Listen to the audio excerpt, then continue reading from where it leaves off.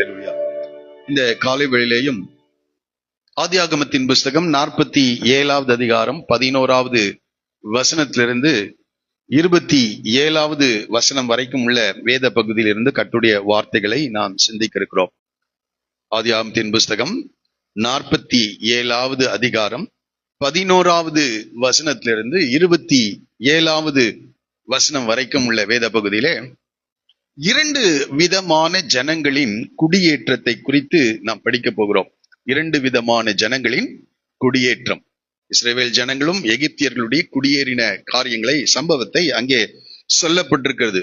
The relocation of 2 kinds of populations என்ற தலைப்பிலே நாம இன்றைக்கு படிக்க போறோம். 2 விதமான ஜனங்களின் குடியேற்றம். மேலோட்டமாக அந்த வேத பகுதியை நான் படித்த போது இதுல என்ன செய்தி அடங்கி இருக்கிறது ஆண்டவரே என்று யோசிக்கக்கூடிய அநேக சூழ்நிலைகள் ஏற்படுகிறது.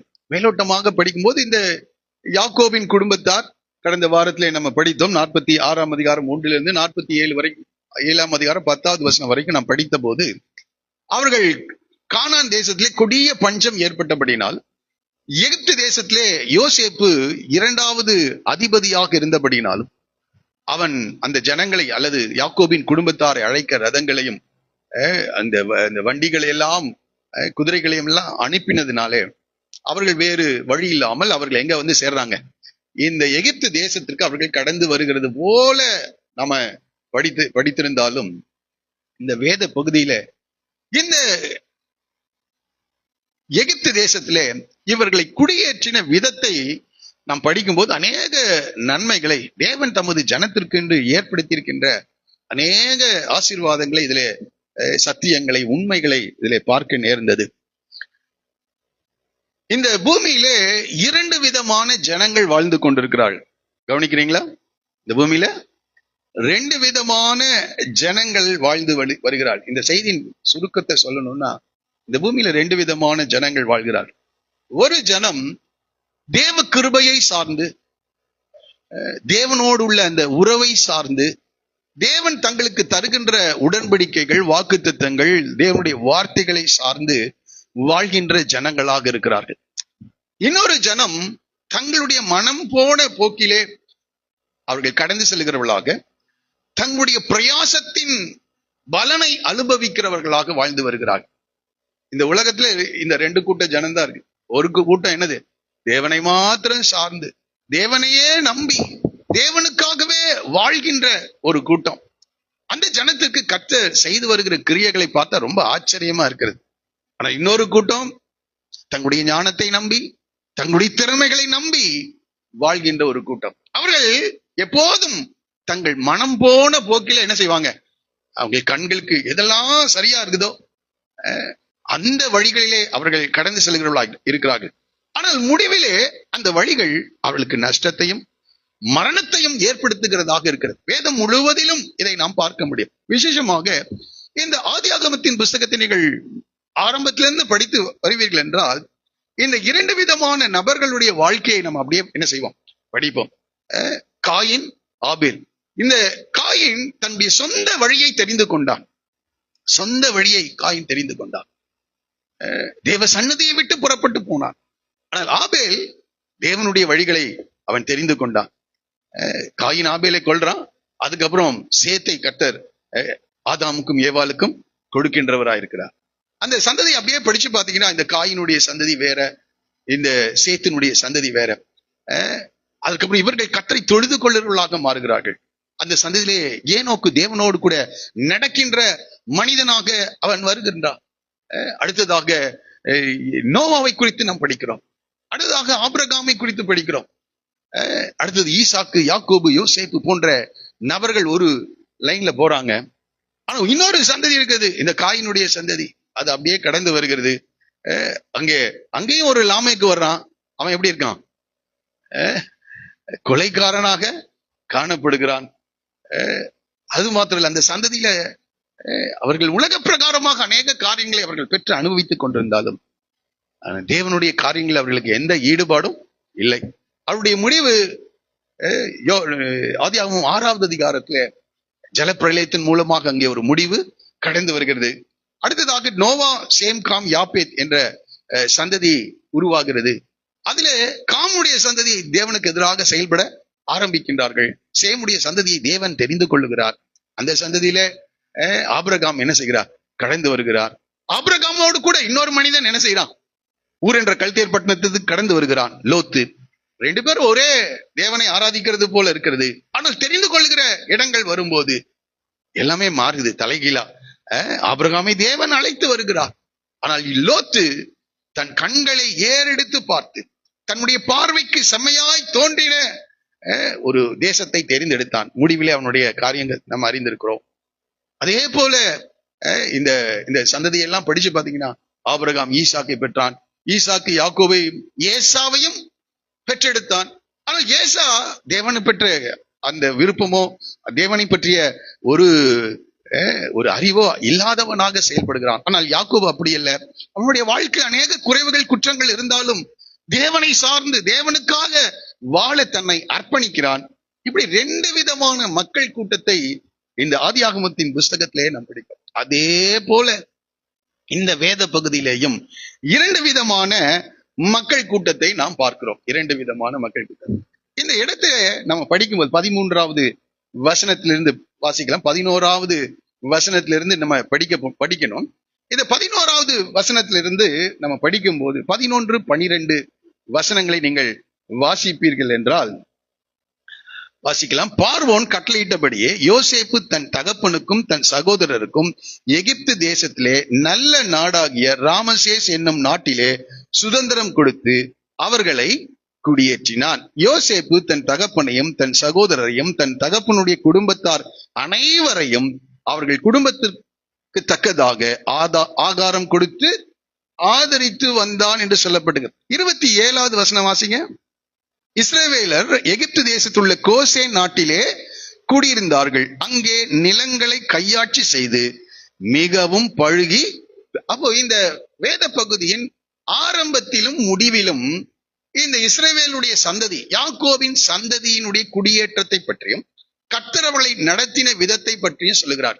நடுவுல ஒரு பெரிய ஒரு பகுதியில 13வது வசனத்திலிருந்து 26வது வசனம் வரைக்கும் எகிப்தியர்களுடைய குடியேற்றத்தை குறித்து நாம் படிக்கிறோம். ரெண்டு வித குடியேற்றம், ரெண்டு விதமான ஜனங்கள் என்று சொன்னேன். இந்த 13ல இருந்து 26 வரைக்கும் ஒரு பெரும்பான்மையான ஒரு பகுதி, ஏறக்குறைய 14 வசனங்கள் என்று நினைக்கிறேன். 14 வசனத்தை பத்தி யார பத்தி சொல்றாங்க? எகிப்தியர்களை குறித்து நாம் அங்கே படிக்கிறோம். இது இரண்டு விதமான ஜனங்களுக்கும் எப்படி இரண்டு விதமான குடியேற்றங்கள். ஒரு ஜனம் தேவனுடைய வழிகளில் நடந்து தேவனுடைய வார்த்தைகளின்படி செயல்படுகிறார்கள். ஆனால் இன்னொரு ஜனம் அந்த தேசத்துக்குரியவர்களாகவே அவர்கள் காணப்பட்டாலும் தேவனை அறியாததினாலே தேவனுடைய ஆசீர்வாதங்களை எப்படி நஷ்டப்படுத்தினார்கள் என்கின்ற சத்தியத்தை நாம படிக்க போறோம். முதலாவதாக எகிப்தியர்களை நம்ம பார்க்க போறோம். எகிப்தியர்கள் 13வது வசனத்திலிருந்து நம்ம எகிப்தியர்களை பார்க்க போறோம். இந்த எகிப்தியர்கள் எகிப்து தேசத்திற்குரியவர்களாக இருக்கிறார்கள். சொந்த தேசத்தின் ஜனங்கள். அவங்க அங்கேயே பிறந்து சந்ததியாக வாழ்ந்து வருகிற எகிப்தியர்களாக இருக்காங்க. அவர்களுடைய நிலையை முதலாவது நாம் படிச்சுட்டு அதுக்கப்புறம் தேவனுடைய பிள்ளைகளுடைய நிலைகளை நாம படிக்க போறோம். வாசிக்கலாம். 13வது வசனம். பஞ்சம் எப்படி இருந்துச்சா? மிகவும் கொடிதா இருந்தது. அப்படின்னா கொஞ்சம் அதை யோசிச்சு பாருங்க. கொள்ளை நோய் மிகவும் கொடிதா இருந்தது அப்படின்னு நம்ம கேள்விப்பட்டோம். அதை பார்த்தோமா பார்க்கலையா? கொள்ளை நோய் ரொம்ப காலையில, உங்களுக்கு எப்படின்னு தெரியல, காலையில எழுந்தாலே மரண செய்திகள் என்ன செய்யுது? வாட்ஸ்அப்ல வருகிறது, போன்ல வருகிறது. இன்னைக்கு இனி எழுந்திருக்கும் போதே இன்னும் இன்றைக்கு யார் யார் போயிருப்பாங்க அப்படின்ற ஒரு எதிர்பார்ப்போடு, ஒரு கவலையோடு, வேதனையோடு, பயத்தோடு எழுந்த நாட்கள் இருக்கிறது. கொள்ளை நோய், பஞ்சத்தை கொஞ்சம் யோசிச்சு பாருங்களேன். உணவு தானியமே இல்ல வீட்டுல. இப்ப போனோடனே நல்ல சாப்பாடு நமக்கு இருக்குது, அதனால அதை பத்தி நம்மளால புரிந்து கொள்ள முடியறது கஷ்டமா இருக்கு. கொஞ்சம் அதை கற்பனை பண்ணிப்பாங்க. பஞ்சம் எப்படி இருந்துச்சா? கொடிதான், மிகவும், அந்த வார்த்தை மிகவும் கொடிதா இருந்தது. ஆகாரத்திற்கு வழி இல்லாத ஒரு சூழ்நிலை. கானான் தேசத்தையும் எகிப்து தேசத்தையும் பஞ்சம் மிகவும் கொடிதா இருந்தது. தேசம் எங்கும் வாசிங்க ஆகாரம் கிடையாமற் போயிற்று. இப்ப பாக்க போறப்பவே வடை போண்டாலாம் வாங்கிட்டு என்ன செஞ்சிருவோம்? வீட்டுக்கு போயிடுவோம். கிடைக்குது. கிடைக்கலன்னா என்ன செய்வோம்? கொஞ்சம் யோசிச்சு பாருங்க. போறப்பே பேக்கரி இருக்குது, பிஸ்கட் வாங்கிக்கலாம், மிக்சர் எது தேவையோ அத்தனையும் வாங்கிட்டு ஆகாரம் கிடையாமல் போயிட்டு, எங்கேயும் வெஜிடபிள்ஸ் இல்ல, எண்ணெய் இல்லை, எதுவும் இல்லை. கொஞ்சம் யோசிச்சு பாருங்க, இப்படிப்பட்ட ஒரு சூழ்நிலை இருக்கும் என்றால் எப்படி இருக்கும் கொஞ்சம் யோசிச்சு பாருங்க. எகிப்து தேசமும் கானான் தேசமும் பஞ்சத்தினாலே, ஆண்டவர் சொன்னார்ல, அந்த யோசேப்பு பார்வோனுக்கு ஒரு சொப்பனத்தை காட்டினார். ஒரு பெரிய ஒரு புஷ்டியான கொழுமையான 7 பசுக்கள். ஆனா அதுக்கு பிறகு அந்த அந்த நதியிலிருந்து வேறு 7 பசுக்கள். அது எப்படி இருந்துதான், அவலட்சமும் மெலிந்தும் அது என்ன செய்தது, காணப்படும். இந்த மெலிந்த காணப்பட்ட இந்த அவலட்சணமான பசுக்கள் அந்த புஷ்டியான கொழுமையான பசுக்களை விழுங்கியும் எப்படி இருந்துச்சான், ஆமா, வயிறே முன்னாடி வரல, இன்னும் மெலிந்து காணப்படும். அப்ப கொஞ்சம் யோசிச்சு பாருங்க, இந்த வார்த்தைகளிலிருந்து அந்த சூழ்நிலைகளை நாம் புரிந்து கொள்வோம். அவ பஞ்சம் எப்படி இருக்குதான், கொடிதா இருந்தது, தேசம் எங்கும் ஆகாரம் கிடையாமல் போயிற்று, எகிப்து தேசமும் கானான் தேசமும் பஞ்சத்தினாலே மெலிந்து போயிற்று. இது ஒரு நடந்த சம்பவங்க, ஏதோ ஒரு கதை நினைச்சிடாதீங்க, ரொம்ப கஷ்டம். சரி இருக்கட்டும். இந்த சூழ்நிலையில அடுத்த வார்த்தையை நீ படிப்பீர்கள் என்றால் 14வது வசனத்துல, யோசேப்பு எகிப்து தேசத்திலும் கானான் தேசத்திலும் உள்ள 12வது வசனத்தை தயவு செய்து வாசிக்கலாம். மன்னிக்கணும்.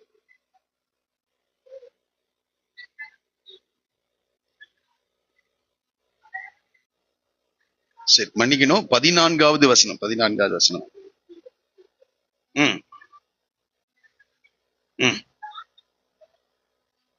வாங்கி இப்ப ஜனங்கள் எல்லாரும் வந்து கேக்குறாங்க, எங்க கிட்ட என்ன இல்லைங்க. ஏன்னா அவங்க சேர்த்து வச்சிருக்காங்க கொஞ்சம் தானியத்தை. என்றால் நல்ல விளைச்சல் உள்ள காலங்களில எப்படி விளைந்தது, ரொம்ப அதிகமான விளைச்சல். இப்ப வரும்போது ஏறக்குறைய 2 வருடம் பஞ்சம் முடிந்திருக்கிறது. எவ்வளவு வருஷம் இருக்கும், இன்னும் 7 வருடம் இன்னும் பஞ்சம் இருக்கும். 2 வருடம் பஞ்சம் முடிஞ்சிருக்கு, இன்னும் 5 வருடம் என்ன செய்யணும், பஞ்சம். ஆனா இந்த 2வது வருடம் முடியறதுக்குள்ளாரே பஞ்சம் கொடிதாக மாறி. இப்போ அவங்க என்ன செய்யறாங்க, யோசேப்பு கிட்ட வந்து கேட்கறாங்க. அது பார்வோன் கிட்ட போய் கேட்கறாங்க, நீங்க எல்லாம் யார்கிட்ட போய் கேளுங்க, யோசேப்பு கிட்ட போய் கேளுங்கன்னு சொல்லிட்டாரு. இப்ப எல்லா ஜனங்களும் இப்ப யோசேப்பின் இடத்துல வந்து கேட்கிறார்கள். இப்ப என்ன செய்யறாங்கன்னா, யோசேப்பு எகிப்து தேசத்துல கானான் தேசத்துல உள்ள பணத்தை எல்லாம், உங்ககிட்ட காசெல்லாம் இருக்குல்ல, நீங்க எல்லாம் என்ன செய்யுங்க, பணம் கொடுத்து என்ன செய்யுங்க, எல்லாத்தையும் தானியங்களை வாங்கி கொள்ளுங்கள். இப்போ வசனம் என்ன சொல்லுகிறது, வாசிங்க. பணத்தை எல்லாம் ஃபர்ஸ்ட் 1 or 2 years என்ன செஞ்சிருக்காங்க, எல்லாம் கையில சேர்த்து வச்சிருந்த எல்லா லட்சக்கணக்கான ரூபாயை கொண்டு போய் எதுக்கு கொடுக்குறாங்க, தானியத்துக்கு கொடுக்குறாங்க. இப்ப எல்லா பணமும் எங்க வந்து சேர்ந்துருச்சு. அதுவும் பாருங்க, எகிப்து தேசத்துல மாத்திரம் இல்ல, எந்த தேசத்திலையும், கானான் தேசத்துல எல்லா பணத்தை எல்லாம், மோசே ரொம்ப தெளிவா எழுதுற, பணத்தை எல்லாம் தானியம் கொண்ட இடத்துல வாங்கி அதை அவன் வீட்டுக்கு எடுத்துட்டு போயிடல, நம்ம ஆட்கள் மாதிரி அவன் என்ன செய்தான், அதை பார்வோன் அரண்மனையிலே கொண்டு போய், உண்மை உள்ள மனிதனா யார் இருந்திருக்கா, யோசேப்பு, எல்லாத்தையும் பார்வோனின் அரண்மனையிலே கொண்டு போய் சேர்த்தான்.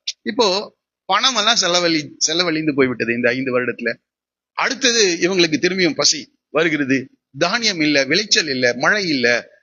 இப்ப அடுத்தது அவர்கள் வந்து கேட்கிறாங்க. வாசிக்கலாம் 15வது வசனம்.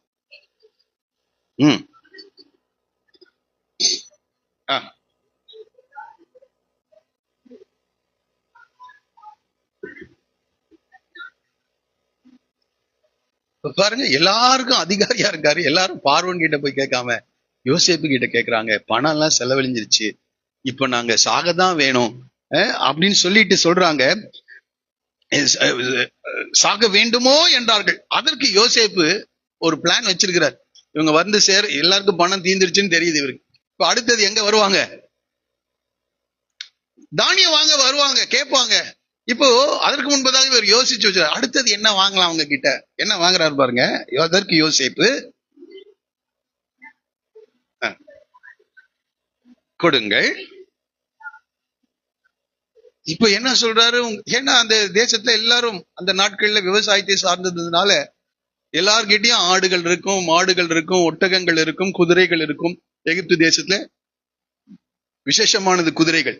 அப்போ எல்லா அனிமல்ஸ், எல்லா கால்நடைகள் எல்லாவற்றையும் இப்போ பார்வோனுக்காக என்ன செய்யறார், அதை வாங்கி கொள்கிறார். ஒவ்வொருத்தர் கிட்ட கேட்டிருப்பார், உங்ககிட்ட எவ்வளவு ஆடுகள் இருக்கு, என்கிட்ட 100 ஆடுகள் இருக்கு, ஒரு 15 காளை மாடுகள் இருக்குது, ஒரு 10 பசு மாடுகள் இருக்குது. அப்ப என்ன செய்யுங்க, அத்தனையும் யாருடையதாக மாறி இருக்கிறது, பார்வோனுடையது. ஆனா அவங்க கிட்டே வச்சிருக்கிறாரு. ஆனா இதுக்கு மேல உங்ககிட்ட என்ன இல்ல, உங்களுது இல்ல. நீங்க பார்வோனுக்காக அந்த ஆடுகளை, மாடுகளை, குதிரைகளை, ஒட்டகங்களை நீங்கள் என்ன செய்யலாம், வளர்க்கலாம். ஆனா அதெல்லாம் யாருடையதா மாறுது, பார்வோன். அப்போ இதற்கு அவர் என்ன செய்கிறார், தானியங்களை அவர் கொடுக்கிறார். பாருங்க, கீழே படிச்சு, அந்த வருஷம் அவருடைய ஆடு மாடு முதலான எல்லாவற்றுக்கும் பதிலாக அவர்களுக்கு ஆகாரம் கொடுத்து அவர்களை ஆதரித்தான். இப்போ அடுத்தது என்ன, இப்ப பஞ்சம் இனி என்ன இருக்குல்ல, இல்ல, இன்னும் சில வருடங்கள் கொண்டு போகணும். அடுத்தது வாசிங்க, 18வது வசனத்துக்கு வாசிங்க. வந்து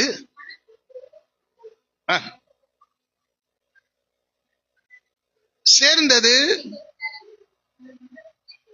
எங்கள் சரீரமும் எங்கள் நிலமுமே ஒழிய மீதியானது ஒன்றுமில்லை.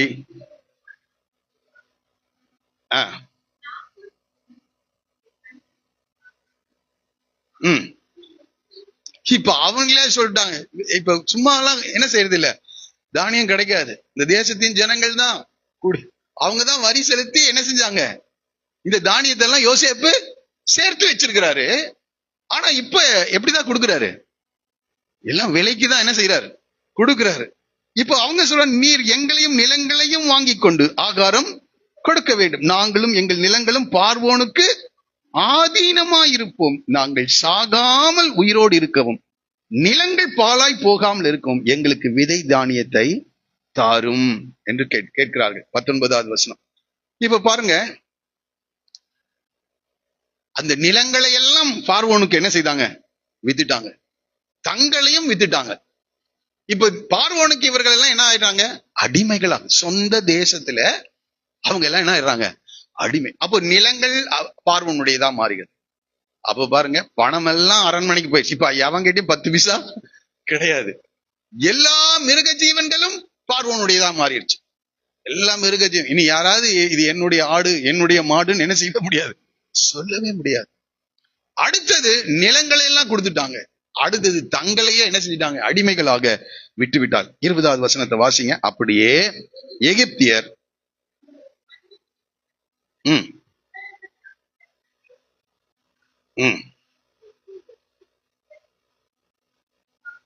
கொண்டான். இவ்விதமாய் அந்த பூமி, இப்ப தேசம் முழுவதும் யாருடையது, பார்வோனுடையது. இப்போ யோசேப்பு இன்னொரு வேலை செய்யறாரு பாருங்க. 21வது வசனம் வாசிங்க.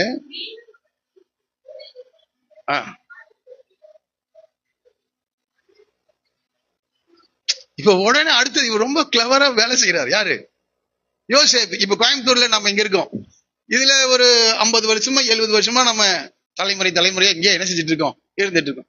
இப்ப நமக்கு இந்த பூமி, இந்த தேசம், இந்த சூழ்நிலை எல்லாம் பழக்கமாய் இப்ப இருக்கிறத வித்துட்டோம். இப்ப உங்களுக்கு 5 சென்ட்டோ 10 சென்ட்டோ 1 ஏக்கரோ இருக்கிறத வித்துட்டீங்க.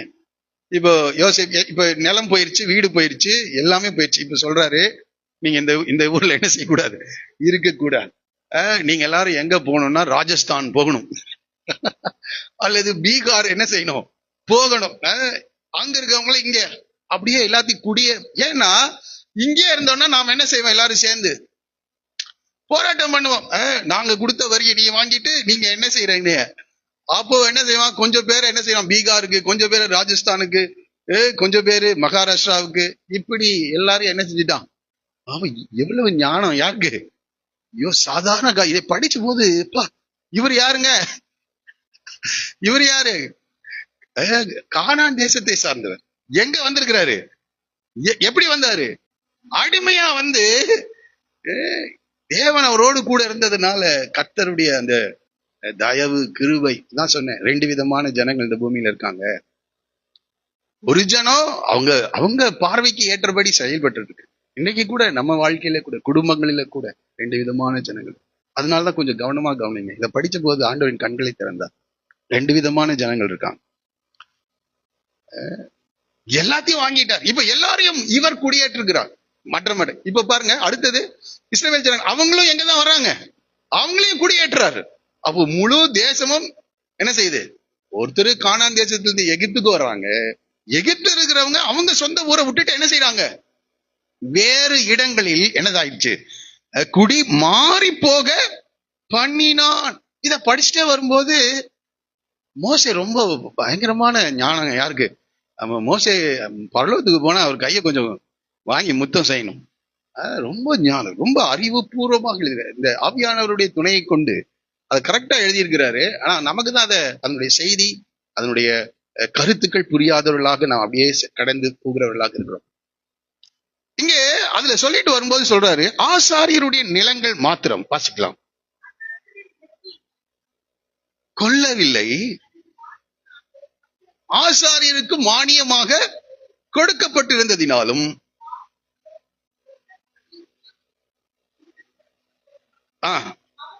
அவர்கள் தங்கள் நிலங்களை விற்கவில்லை. அதுவா யோசிச்சு பாருங்க. இந்த பார்வோனுடைய ஆசாரியர் குடும்பம் அவங்க காலகாலமாக இந்த விக்கிரக வழிபாட்டுல இது பார்வோனுக்காக பல காரியங்களை என்ன செஞ்சிருக்காங்களா? செஞ்சிட்டு இருந்திருக்காங்க. அவர்களுக்கு பார்வோன் ஏற்கனவே வாக்குறுதி கொடுத்திருக்கிறார். அவர்களுக்கு நிலங்களை பார்வோன் சொந்தமாக கொடுத்திருக்கிறார். அவர்களுக்கு சம்பளத்தை ஏற்கனவே பிக்ஸ் பண்ணி வைத்திருக்கிறார். அவர்களுடைய நிலங்களையோ அவர்களுக்கு கொடுக்க இலவசமாய் கொடுத்து கொண்டிருக்கிற அந்த மானியத்தையோ யோசேப்பு என்ன செய்யவே இல்லை, நிறுத்தல. நாம என்ன செஞ்சிருப்போம்? எழுதுறதுன்னா அதை மட்டும் என்ன செஞ்சிருப்போம்? தனியா ஒமிட் பண்ணிருப்போம். அதை எழுதாமல் விட்டு இருந்திருப்போம். ஆனா இந்த மோசே நடந்த சம்பவத்தை அப்படியே என்ன செஞ்சிருக்கிறார்? ரெக்கார்ட் பண்ணியிருக்கார். ஆசாரியர்களுக்கு மானியமாக கொடுக்கப்பட்டதை அவன் நிறுத்தவே இல்லை. அவர்கள் ஜீவனம் பண்ணி வந்ததினாலும் அவர்கள் தங்கள் நிலத்தை என்ன செய்யலையா?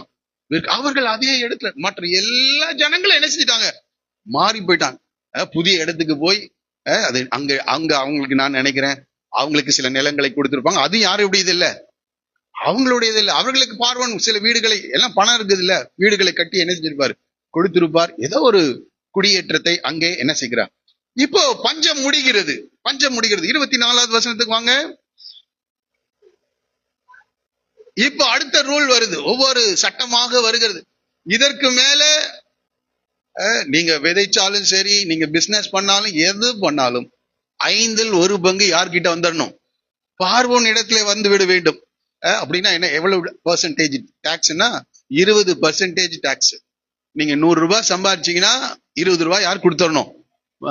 கவர்மெண்ட்டுக்கு டாக்ஸ் ஆக கொண்டு வர வேண்டும், கொடுத்தாக வேண்டும். அவர் சொல்றாரு, விளைவில் 5ல் 1 பங்கை பார்வோனுக்கு கொடுக்க வேண்டும், மற்ற 4 பங்கும்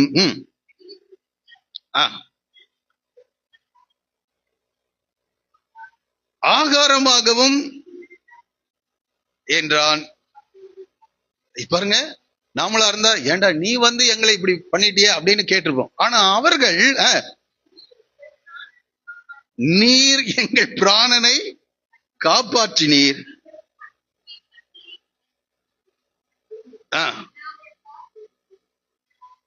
நாங்கள் பார்வோனுக்கு அடிமைகளா இருக்கிறோம் என்றார்கள். வாசிங்க அடுத்தது.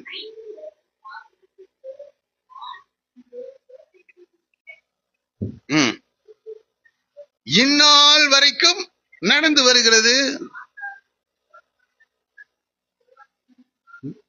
கடைசியா முடிக்கும் போது எதை சொல்றாரு? ஆசாரியனுடைய நிலம் பார்வோனை சேராமல் போயிடுச்சு. அவங்க வந்து மானியம் அவர்களுக்கு கொடுக்கப்பட்டது. அவருடைய நிலங்கள் என்ன செய்யல, எடுத்துக்கொள்ளப்படவில்லை. ஆனால் ஜனங்களுடைய பணம் போயிருச்சு, மிருக ஜீவன்கள் பார்வோன் இடத்துல போய் சேர்ந்து விட்டது. அடுத்தது தங்களுடைய நிலங்கள் போய்விட்டது, தங்களுடைய உடல்கள் கூட இப்ப எது மட்டும்தான் இருக்குது? ஜீவன் மட்டும்தான் இருக்குது. எல்லாம் பார்வோனுடையதா போயிடுச்சு. ஆனாலும் அவங்க நன்றியோடு யார பாக்குறாங்க? அதாவது ஒரு பெரிய தேசிய பேரிடர். சில சம்பவங்கள் நடக்கும்போது அந்த கட்சிகள் சொல்லுகிறது, இதை தேசிய பேரிடராக என்ன செய்யணும்? அறிவிக்க வேண்டும். இது ஒரு பெரிய தேசிய பேரிடர். இந்த பேரிடரை இந்த யோசேப்பு எப்படி ஹேண்டில் பண்ணார், எதிர்கொண்டார்? அந்த பெரிய தேசம், அந்த தேசம் மாத்திரம் அல்ல, அதை சுற்றிலும் இருக்கிற எல்லா தேசங்களிலும் பஞ்சம். இவ்வளவு பெரிய பஞ்சத்தை எப்படி எதிர்கொள்ள தேவன் தான் அவருக்கு என்ன கொடுத்திருக்காரு? ஞானத்தை கொடுத்திருக்கிறார். சாதாரண காரியம் இல்ல. தேவன் ஒரு மனிதனை உருவாக்குவதற்கு ரொம்ப கால செலவிடுகிறது போல இருக்கும் இல்ல? அவன் 17 வயதுல அவர் போனாரு. 30 வயது 13 வருடம் தேவன் அவனை வித்தியாசமாக நடத்தினார். அவங்க சகோதரர்கள்லாம் அங்க குடும்பத்துல நல்லா இருக்காங்க, பாவம் செஞ்சாலும் அவங்க எப்படிதான் இருக்காங்க. ஆனா யோசேப்பு எந்த பாவமும் செய்யல. பாவம் செய்யாம பரிசுத்தமாய் வாழ்ந்ததுனால குழியில போடப்படுகிறான், அடிமையாக விற்கப்படுகிறான், சிறைச்சாலைக்கு போகிறான். இப்படிப்பட்ட துன்பங்கள், பாடுகள். இன்றைக்கு இந்த வார்த்தைகளை கேட்கிற உங்களை பார்த்து சொல்றேன், நீதி நிமித்தம் துன்பப்பட்டால் என்ன பாக்கியவான்களா இருப்பீர்கள் என்று சொல்லப்பட்டது. நீதியின் நிமித்தம், சத்தியத்தின் நிமித்தம், தேவனுக்காக பரிசுத்தமாய் வாழ்வதின் நிமித்தம், இந்த வசனத்தை கை கொள்வதனால் சில துன்பங்கள் சிலருக்கு வரும்.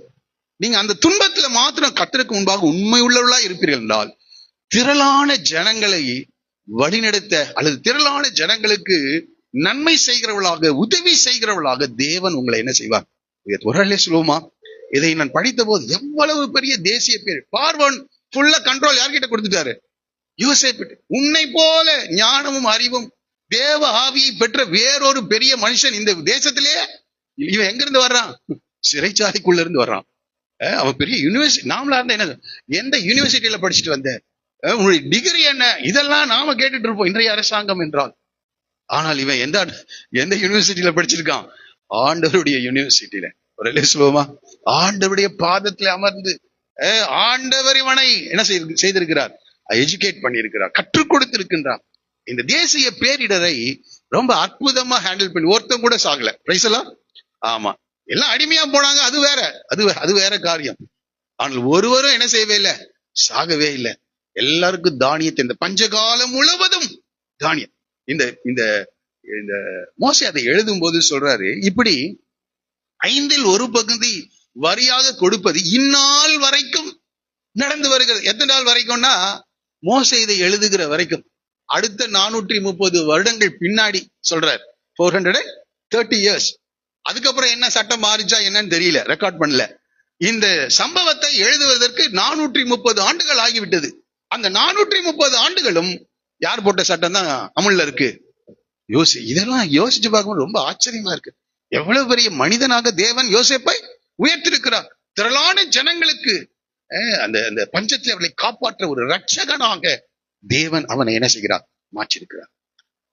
17 வயதுல சகோதரர்கள்லாம் தப்பு பண்ணிட்டு இருந்தாங்க. ஆனா இவன் பரிசுத்தமாக வாழ்ந்து அதை தன்னுடைய தகப்பனாருக்கு என்ன செய்திருந்தான்? அறிவித்து கொண்டு வந்தான். பரிசுத்தமாக இருந்ததினாலே தேவன் அவனுக்கு சில வெளிப்பாடுகளை கொடுத்தார். அந்த வெளிப்பாடுகளின் அடிப்படையிலே சகோதரனால் துன்புறுத்தப்பட்டான், பகைக்கப்பட்டான். இப்படி பலவிதமான சூழ்நிலைகள் அவனை உருவாக்கி கொண்டே வருகிறது. இப்பொழுது திரளான ஜனங்களை பாதுகாக்க, ரட்சிக்க, அந்த பஞ்சத்திலிருந்து அவர்களுடைய ஜீவனை பாதுகாக்கிற ஒரு மிகப்பெரிய பொறுப்பை ரொம்ப அற்புதமாக நிறைவேற்றி முடித்திருக்கிறார். ஒரு சொல்லுவோமா? தேவன் ஒரு மனிதன் எவ்வாறு உருவாக்குகிறார் பார். சரி, இதுக்கு நடுவுல ஃபர்ஸ்ட் யார சொல்றாரு? இந்த வேத பகுதியில இஸ்ரவேல் ஜனங்களை சொல்றாரு. கடைசியில 27வது வசனத்துல யார சொல்றாரு? இஸ்ரவேல் ஜனங்க. நடுவுல யார சொல்றா? எகிப்தியர். இந்த சாண்ட்விச் மாதிரி, மேல பிரெட், கீழே பிரெட், நடுவுல யாரு? நடுவுல இந்த சில காரியங்கள் இருக்கிறது போல ரொம்ப அற்புதமா எழுதியிருக்காரு இதை படிக்கும்போது. சரி, இப்போ யாருக்கு வருவோம்? இஸ்ரவேலருடைய குடியேற்றத்தை குறித்து படிப்போம். இவங்க எங்கிருந்து வர்றாங்க? கானான் தேசத்திலிருந்து வர்றாங்க. அந்த சொந்த ஜனம் பணத்தை செலவு பண்றது, மிருக ஜீவன்களை கொடுக்குறாங்க, நிலங்களை கொடுக்குறாங்க, சரீரத்தை எல்லாத்தையும் கொடுத்து என்ன செய்யறாங்க? சாப்பாடு வாங்கி சாப்பிட்டு பஞ்சத்தை பொழைக்கிறாங்க. ஆனா இவங்க எங்கிருந்து வந்திருக்காங்க? கானான் தேசத்திலிருந்து வந்திருக்காங்க. இவர்களுடைய நிலைமையை பாருங்க. இப்ப திரும்பியும் வாசிப்போம். 11வது வசனத்துல இருந்து வாசிக்கலாம்.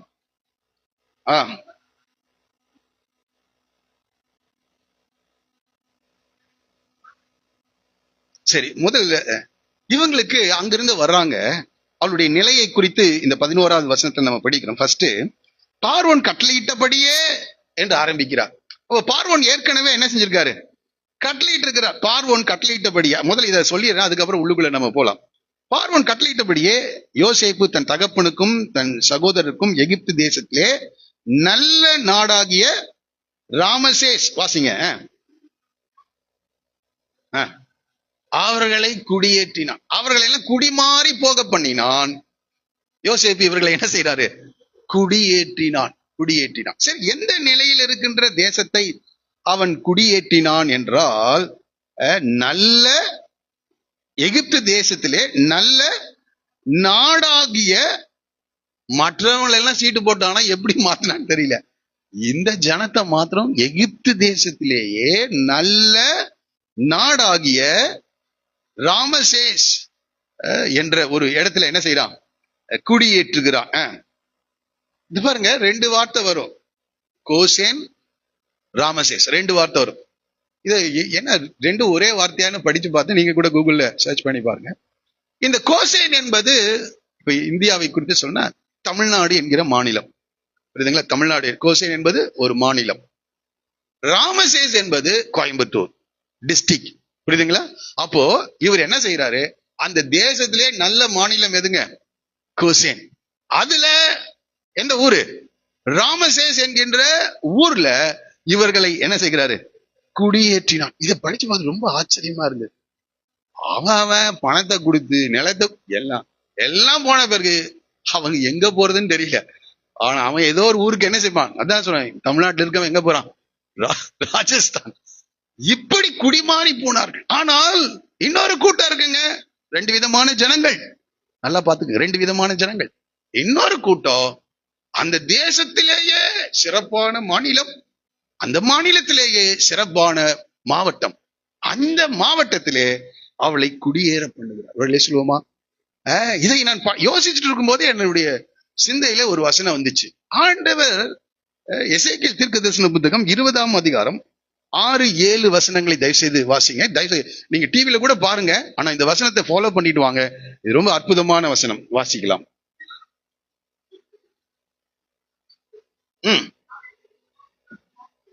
அவர்களுக்காக நான் பார்த்து வந்ததில்லைங்க. என் பைபிள் என்ன போட்டிருக்கு, அவர்களுக்காக நான் பார்த்து வைத்ததும். ஆண்டவர் என்ன செய்யறார், உனக்காக பார்த்து வச்சிருக்கார். விசுவாசிக்க முடியுதா? அவருடைய ஜனமா இருந்தீங்கன்னா உனக்காக நீ பார்க்கறது இல்ல, உனக்காக யார் பார்த்து வச்சிருக்கா, தேவன். எவ்வளவு பெரிய ஆசீர்வாதம் பாருங்க. நான் அவர்களை எகிப்திலிருந்து அழைப்பேன் என்றும் அவர்களுக்காக நான் பார்த்து வைத்ததும். அது எப்படிப்பட்ட தேசம், ஓடுகிறதும் எல்லா தேசங்களின் சிங்காரமுமான தேசத்திலே அவர்களை கொண்டு வந்து விடுவேன் என்று அந்நாளிலே ஆண்டவர் என்ன செஞ்சாராம், ஆணையிட்டு. ஆண்டவரே பார்த்து வைக்கிறார். அதான் சொல்ற, 2 விதமான ஜனங்கள். நீயே பார்த்துட்டு போயிடாத, கொஞ்சம் உறவுக்குள்ள வாங்க, தேவனை அறிந்து கொள்ளுங்க, தேவனுடைய வார்த்தையை புரிந்து கொள்ளுங்க, தேவனை தேடுங்க.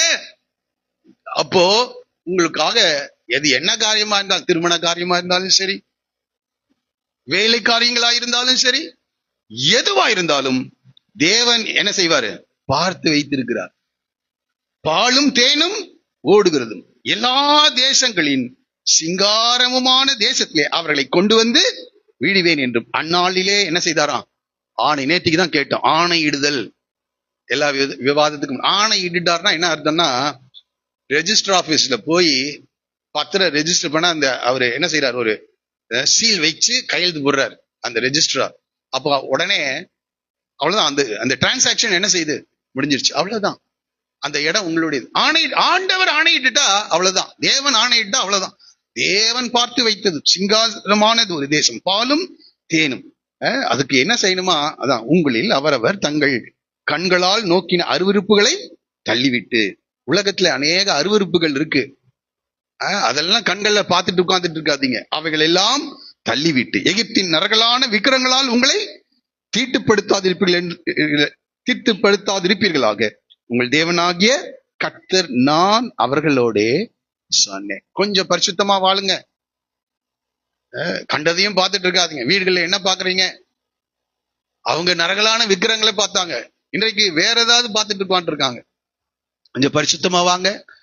ஆண்டவர் பார்த்து வைத்ததை கர்த்தர் அவர்களுக்கு. இவன் பாருங்க, இந்த எகிப்துல இருந்து சொல்றாரு, எகிப்து தேசத்திலே இதுதான் ஆண்டவர் என்ன செஞ்சிருக்கிறாரு, பார்த்து வச்சிருக்காரு. அதை யாருக்கு வெளிப்படுத்தி இருக்கிறாரு, யோசேப்புக்கு வெளிப்படுத்தி. யோசேப்பு சொல்றாரு, அந்த கோசேன் தேசத்துல.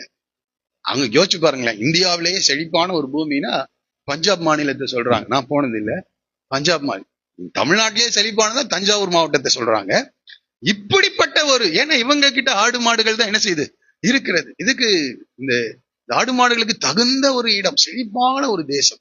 அப்ப நீங்க எங்க போனாலும் கர்த்தர் உங்களுக்கு செழிப்பான இடத்தை என்ன செஞ்சிருக்காரு, அவர் ஏற்கனவே பார்த்து வச்சிருக்காரு. ரெண்டு விதமான ஜனங்கள் இருக்கு. இன்னொன்னு அதுவா செழிப்பா இருக்கிறத பார்த்துட்டு போச்சு, கடைசியில் என்னாச்சு, ஒண்ணும் இல்ல, எல்லாவற்றையும் இழந்துட்டான். ஆடு மாடுகள், பூமி தாங்க கூடாத அளவு இருந்துச்சு. லோத்து சோதோமை தெரிந்து கொள்ளும் போது கடைசியில வெளியே வரும்போது ஒண்ணுமே இல்ல, எல்லாவற்றையும் இழந்து அவன் கடந்து வருகிறான். நீ கேட்கிறாருமே, ஆனால் தேவன் பார்த்து வைத்த இடத்துல ஆபிரகாம் இருக்கான். அது பெரிய ஆசீர்வாதம். இப்ப பாருங்க, இங்க இங்க நம்ம படிக்கணும், வாசிக்கலாம். இங்க வந்துடலாம். 11வது வசனம்.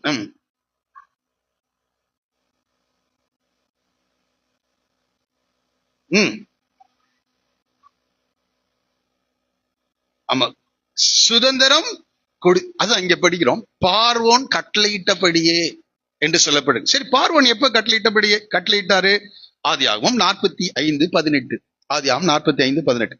உங்கள் தகப்பனையும் உங்கள் குடும்பத்தாரையும் கூட்டிக் கொண்டு என்னிடத்தில் வாருங்கள், நான் உங்களுக்கு எகிப்து தேசத்தின் நன்மையை என்ன செய்வேன், தருவேன், தேசத்தின் கொழுமையை ஏற்கனவே சொல்லியிருக்கிறார். ஒரு பார்வன் சொன்ன வார்த்தை அப்படியே என்ன செய்யறாரு, நிறைவேற்றி இருக்கிறார். நம்ம தேவன் ராஜாதி ராஜா, அவரு சொன்னா அப்படியே நடக்குங்க, அப்படியே நடக்கும். பார்வன் சொன்ன வார்த்தை, கொழுமையை நீங்கள் என்ன செய்வீர்கள், சாப்பிடுவீர்கள். அதோட விடல, 45:20 சொல்றாரு, உங்கள் தட்டுமுட்டுகளை குறித்து கவலைப்பட வேண்டாம், எகிப்து தேசம் உள்ள நன்மை உங்களுடையதாய் இருக்கும் என்று சொல்லி உனக்கு நான் இட்ட கட்டளையின்படியே எகிப்து தேசம் எங்கும் உள்ள நன்மை யாருடையதா இருக்குமா, உங்களுடையதா இருக்கும். எனக்கு இதை படிக்கும் போது ஆச்சரியமா, இந்த ஜனத்துக்கு கர்த்தர் எப்படி ஆயத்தம் பண்ணி வைத்திருக்காரு. எகிப்து தேசம் எல்லா நன்மை யாருதான்ப்பா, உங்கள் சிறப்பான தேசம், எகிப்தின் கொழுமையை சாப்பிடுவீர்கள். ஆனா இன்னொருத்தருக்கான், பாவமா இருக்குல்ல, அவன் அந்த தேசத்தை சார்ந்தவன், அந்த தேசத்தை அவனுக்கு பணத்தை கொடுத்து, மிருக ஜீவன்களை கொடுத்து, நிலங்களை கொடுத்து, தங்களுடைய உடலை கொடுத்து அவன் வாங்கி சாப்பிட்டு இருக்கான். இவங்க எதுவுமே கொடுக்கலீங்க, எதுவுமே கொடுக்கல. அப்பொழுது பார்வோன், பாருங்க 47:5-6 வாசிங்க. 40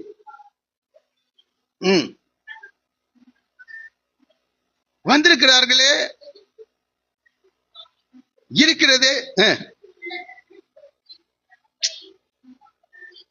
குடியேறும்படி செய். சரி போதும். அவர்கள் எந்த நாட்டுல இருக்கான்? அப்ப இதெல்லாம் யோசேப்பு பார்வோனுக்கு மறைச்செல்லாம் செய்யல. பார்வோனே உதாரத்தோடு கூட என்ன செய்ய, அதை கொடுக்கிற. ராஜாக்களின் இருதயம் கர்த்தருடைய கைகளில் இருக்கிறது என்னும் அதை தமக்கு சித்தமானபடி தேவன் திருப்புகிறார். நீதிமொழியில் 22:1. இப்ப பாருங்க, ஒரு பெரிய ஒரு காரியம், தேவன் அந்த பார்வோனுடைய இருதயத்துல என்ன செய்கிறார், இரக்கத்தை காண்பிக்கிறார். நேபுகாத்நேச்சாரும் அதே போலதான். அகஸ்து ராயன் கட்டளை, லூக்கா 2வது அதிகாரத்துல, அங்கேயும் தேவனுடைய கிரியைகள் நடக்குது. ஆகவே ராஜாக்களை நிந்தியாது, மனதிலும் நிந்தியாது. அவங்களை எப்படி வேணா ஆண்டவரால என்ன செய்ய முடியும். ஆமா, நாம அவங்க ஏதாவது சில தீமைகளை செய்யறாங்கன்னு அவங்களை போட்டு என்ன செய்யறோம், இங்கிருந்து அப்பா பயங்கரமா திட்டுறோம். ஆனா அவங்களும் தேவனால் ஏற்படுத்தப்பட்ட அதிகாரிகள். ஆகவே அதை கொஞ்சம் கவனமா இருப்போம். ஆகவே அவர்களுடைய இருதயத்துல கர்த்தர் பேசி இந்த யாக்கோவின் சந்ததிக்கு, யாக்கோவின் குடும்பத்துக்கு இப்பேற்பட்ட ஒரு காரியத்தை என்ன செய்கிறார், அவர் கொடுக்கிறார். அடுத்தது 47:12 வாசிங்க. 47:12.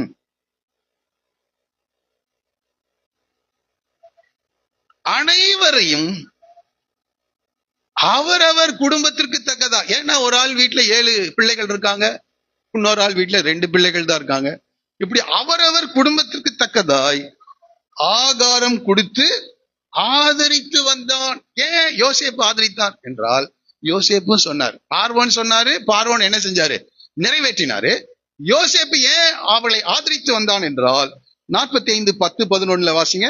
45:10-11.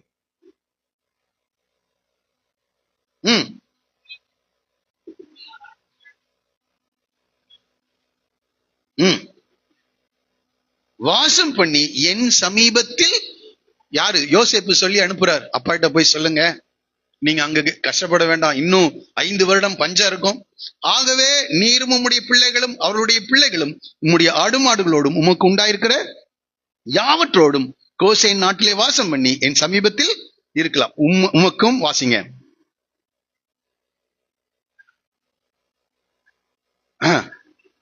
அங்கே உம்மை நான் என்ன செய்வேன்? பராமரிப்பேன்.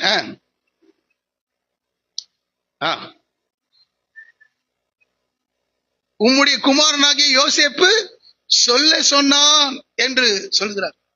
அந்த வார்த்தை யோசேப்பு என்ன செய்யறாரு? கை கொள்கிறார், அப்படியே நிறைவேற்றுகிறார். பார்வோன் சொன்னா பார்வோன் நிறைவேற்றுகிறான்.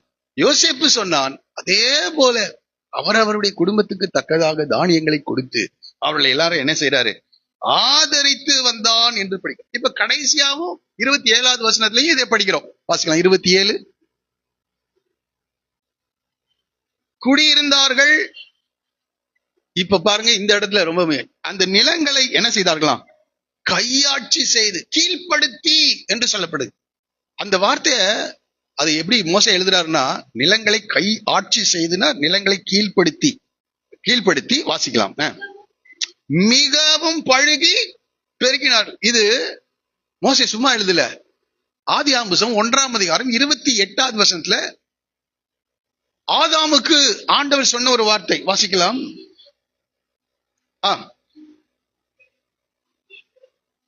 அதை என்ன செய்யுங்க? கீழ்ப்படுத்துங்கள், அதை ஆண்டு கொள்ளுங்கள் என்று சொல்லுகிறார். கை ஆட்சி செய்துனா அதை ஆளுகை செய்து. அடுத்து கீழே நீங்க படிச்சு பாத்தீங்கன்னா, அவைகளை ஆண்டு கொள்ளுங்கள் என்று சொல்லி தேவன் அவர்களை ஆசீர்வதித்தார். இப்போ இவர்கள் அந்த கோசேன் என்ற தேசத்தை சுதந்திரித்துக் கொண்ட பிறகு அதை ஆண்டு கொண்டார்கள். இவங்க அதை அபிவிருத்தி செய்கிறார்கள். இந்த தேசத்தையே என்ன செய்யறாங்க? சும்மா அப்படியே படுத்து எல்லாம் தூங்கல. இந்த 70 பேர் என்ன செய்யறாங்க? கடினமாக உழைத்து அதை என்ன செய்தார்கள்? ஆளுகை செய்தார்கள்.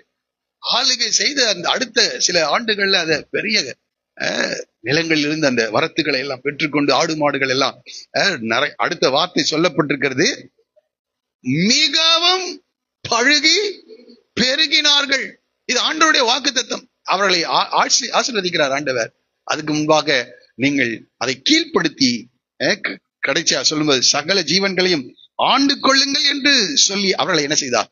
ஆசீர்வதித்தார். அதுல பாருங்க, நீங்கள் பழுகி பெருகி பூமியை நிரப்பி என்று சொல்லுகிறார். அதே காரியம். இதேதான் ஆண்டவர் யாக்கோபு கிட்ட சொல்றார். அங்க இந்த 46வது அதிகாரத்துல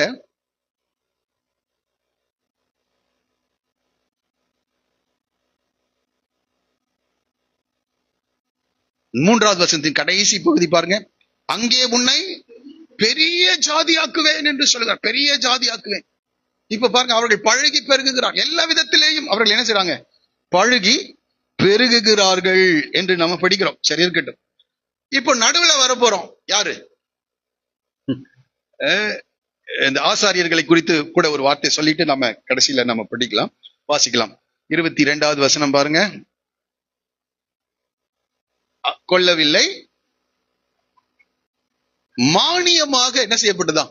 கொடுக்கப்பட்டது.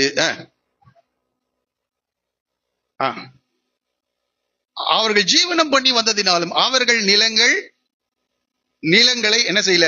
விற்கவில்லை என்று சொல்லப்பட்டிருக்கிறது. கடைசியிலையும் சொல்றார், வாசிங்க. அந்த நீங்களா இருந்தது. சரி, ஓகே. இந்த இடத்துல இருந்து இதுதான் அந்த வேதத்துல இருக்கிற அந்த சம்பவமாக காணப்படுகிறது. இதுல இருந்து நாம சில காரியங்களை நாம் கற்றுக்கொள்ள போகிறோம். இந்த யோசேப்பு ரொம்ப ஞானம் உள்ளவன். அந்த தேசத்தின் ஜனங்களை இந்த பெரிய பஞ்சத்திலிருந்து பாதுகாத்தான். அந்த தேசத்துல 2வது அதிபதியாக உயர்த்தப்பட்டான். இப்ப தன்னுடைய ஜனத்துக்கு அவன் செய்த சில காரியங்களை குறித்து நம்ம அப்படியே படிக்க போகிறோம். முதலாவதாக இந்த இடத்தை நம்ம படிக்கும்போது, இந்த இஸ்ரவேல் ஜனங்களை ஒரு தனித்த ஒரு இடத்துல கொண்டு போய் என்ன செய்யறாரு? அந்த கோசேன் என்ற தேசத்துல அவளுக்கு சுதந்திரம் கொடுத்தான். தனித்த ஒரு தேசம். அதுல ராமசேஸ் என்ற ஒரு இடத்தை என்ன செய்யறான்? ஒரு மாவட்டத்துல தனித்து வாழும்படி அவளை என்ன செய்தான்? வைத்தான். நாம என்ன நினைப்போம்? முழு தேசமும் எகிப்து எல்லாம் யாருதான்? நம்மளுதான். எல்லாரும் என்ன செய்யுங்க? எகிப்து தேசம் நீங்க எங்க குடியிருக்கணுமோ அங்க குடியிருங்கன்னு என்ன செய்யல? சொல்லல. இது நம்ம முதல்ல கவனிக்க வேண்டிய ஒரு காரியம். இந்த இஸ்ரவேல் ஜனங்கள் பாத்தீங்கன்னா எப்போதும் தனித்து வாசம் பண்ணணும்னு ஆண்டவர் விரும்புறார். அவர்கள் ஜாதிகளோட கழவாமல் எப்படி இருக்கணுமா? அவங்கள இந்த பிள்ளையம் தீர்க்கதரிசி பாக்குறான். அவங்க யாரோட என்ன செய்ய மாட்டாங்க? கழவாமல் தனித்து வாசம் பண்ணுகிறார். அதனாலதான் ஆண்டவர் யோவான் 17 சொல்றாரு, நான் உலகத்தான் அல்லாதது போல நீங்களும் உலகத்தார் அல்ல. நான் உலகத்தில் இருந்து உங்களை என்ன செஞ்சிருக்கேன்? வேறு பிரித்திருக்கிறேன். ஆண்டவர் சொல்றார். நல்லா இந்த சத்தியத்தை புரிஞ்சுக்குங்க. இவர்கள் எல்லா தேசத்துல அவங்க எல்லா ஜனங்களையும் குடிமாறி போக பண்ணினான். அப்படி இவர்களையும் அந்த தேசத்திற்குள்ள, அந்த எகிப்தியர்களுக்குள்ள குடிமாறி போக பண்ணல. இவர்களுக்கென்று தனித்து வாசம் பண்ணும்படியாக இந்த கோசேன் என்ற நாட்டை இந்த யோசேப்பு கொடுத்திருக்கான். இது யாரால வந்தது? இந்த ஆலோசனை எல்லாம் தேவன். அப்போ இதுல நான் கற்றுக்கொண்ட காரியம், நம்ம இந்த உலகத்தில் இருந்தாலும் நாம் உலகத்திற்குரியவர்கள் அல்ல. இதை நல்லா புரிஞ்சுக்குங்க. ஆமா, நமக்கென்று சில சட்டதிட்டங்கள் இருக்கு, நமக்கென்று சில பிரமாணங்களை கற்றுக் கொடுத்திருக்கிறார், நமக்கென்று சில பழக்க வழக்கங்களை கர்த்தர் ஏற்படுத்தி வைத்திருக்கிறார். இது ரொம்ப கவனமா கவனிக்கணும். இன்னைக்கு அநேகர் உலகத்திற்கு ஒத்தவர்களாக மாறிவிடுகிறார்கள், உலகத்தோடு சமரசம் செய்து விடுகிறவர்களாக இருக்கிறார். உலகத்தின் அதனால என்னங்க தப்பு அப்படின்னு கேட்கிறாங்க. இல்ல, இந்த இடம் ஃபுல்லா வேதாகமம் முழுவதிலும் பார்ப்பீர்கள் என்றால் நீங்கள் அவர்கள் நடுவில் இருந்து பிரிந்து வாருங்கள் என்று சொல்கிறார். அப்பொழுது நான் உங்களுக்கு தேவனாயிருப்பேன், நீங்கள் எனக்கு குமாரரும் குமாரத்திகளுமா இருப்பேன். பிரிந்து வாருங்கள் என்று சொல்கிறார். எகிப்துக்கே கொண்டு போனாலும் நீங்க எப்படிதான் இருக்கணும்? பிரிந்து வாழவேன். சரி, பிரிந்து வாழ்வதனால நம்ம யாரோடு கூட பழக மாட்டோம் அப்படின்னு நினைக்க கூடாது. இயேசு அவ்வளவு பரிசுத்தமான தேவன். ஆனால் ஆயக்காரரோடும் பாவிகளோட என்ன செய்தார்? அவர் சாப்பிட்டாருங்க, உட்கார்ந்து இருந்தார். நன்றாய் புரிந்து கொள்ளுங்கள். நம்ம தேவனால் வேறு பிரிக்கப்பட்ட ஜனம், ஆனால் இந்த உலகத்துல தான் வச்சிருக்கிறாரு. நான் பிரிந்தே இருப்பேன்னு சொல்லிட்டு இருந்தா அவ்வளவுதான், உலகத்துக்குள்ளதான் இருக்கணும். ஆனால் நீ பிரிந்து இருக்க வேண்டும். நான் சொல்றது புரியுதுங்க. அவர் பாவிகளோடு, அவங்களே பரிசேயர் கேட்கிறாங்க, என்னங்க போதகர் யாரோட சாப்பிட்டு இருக்காரு?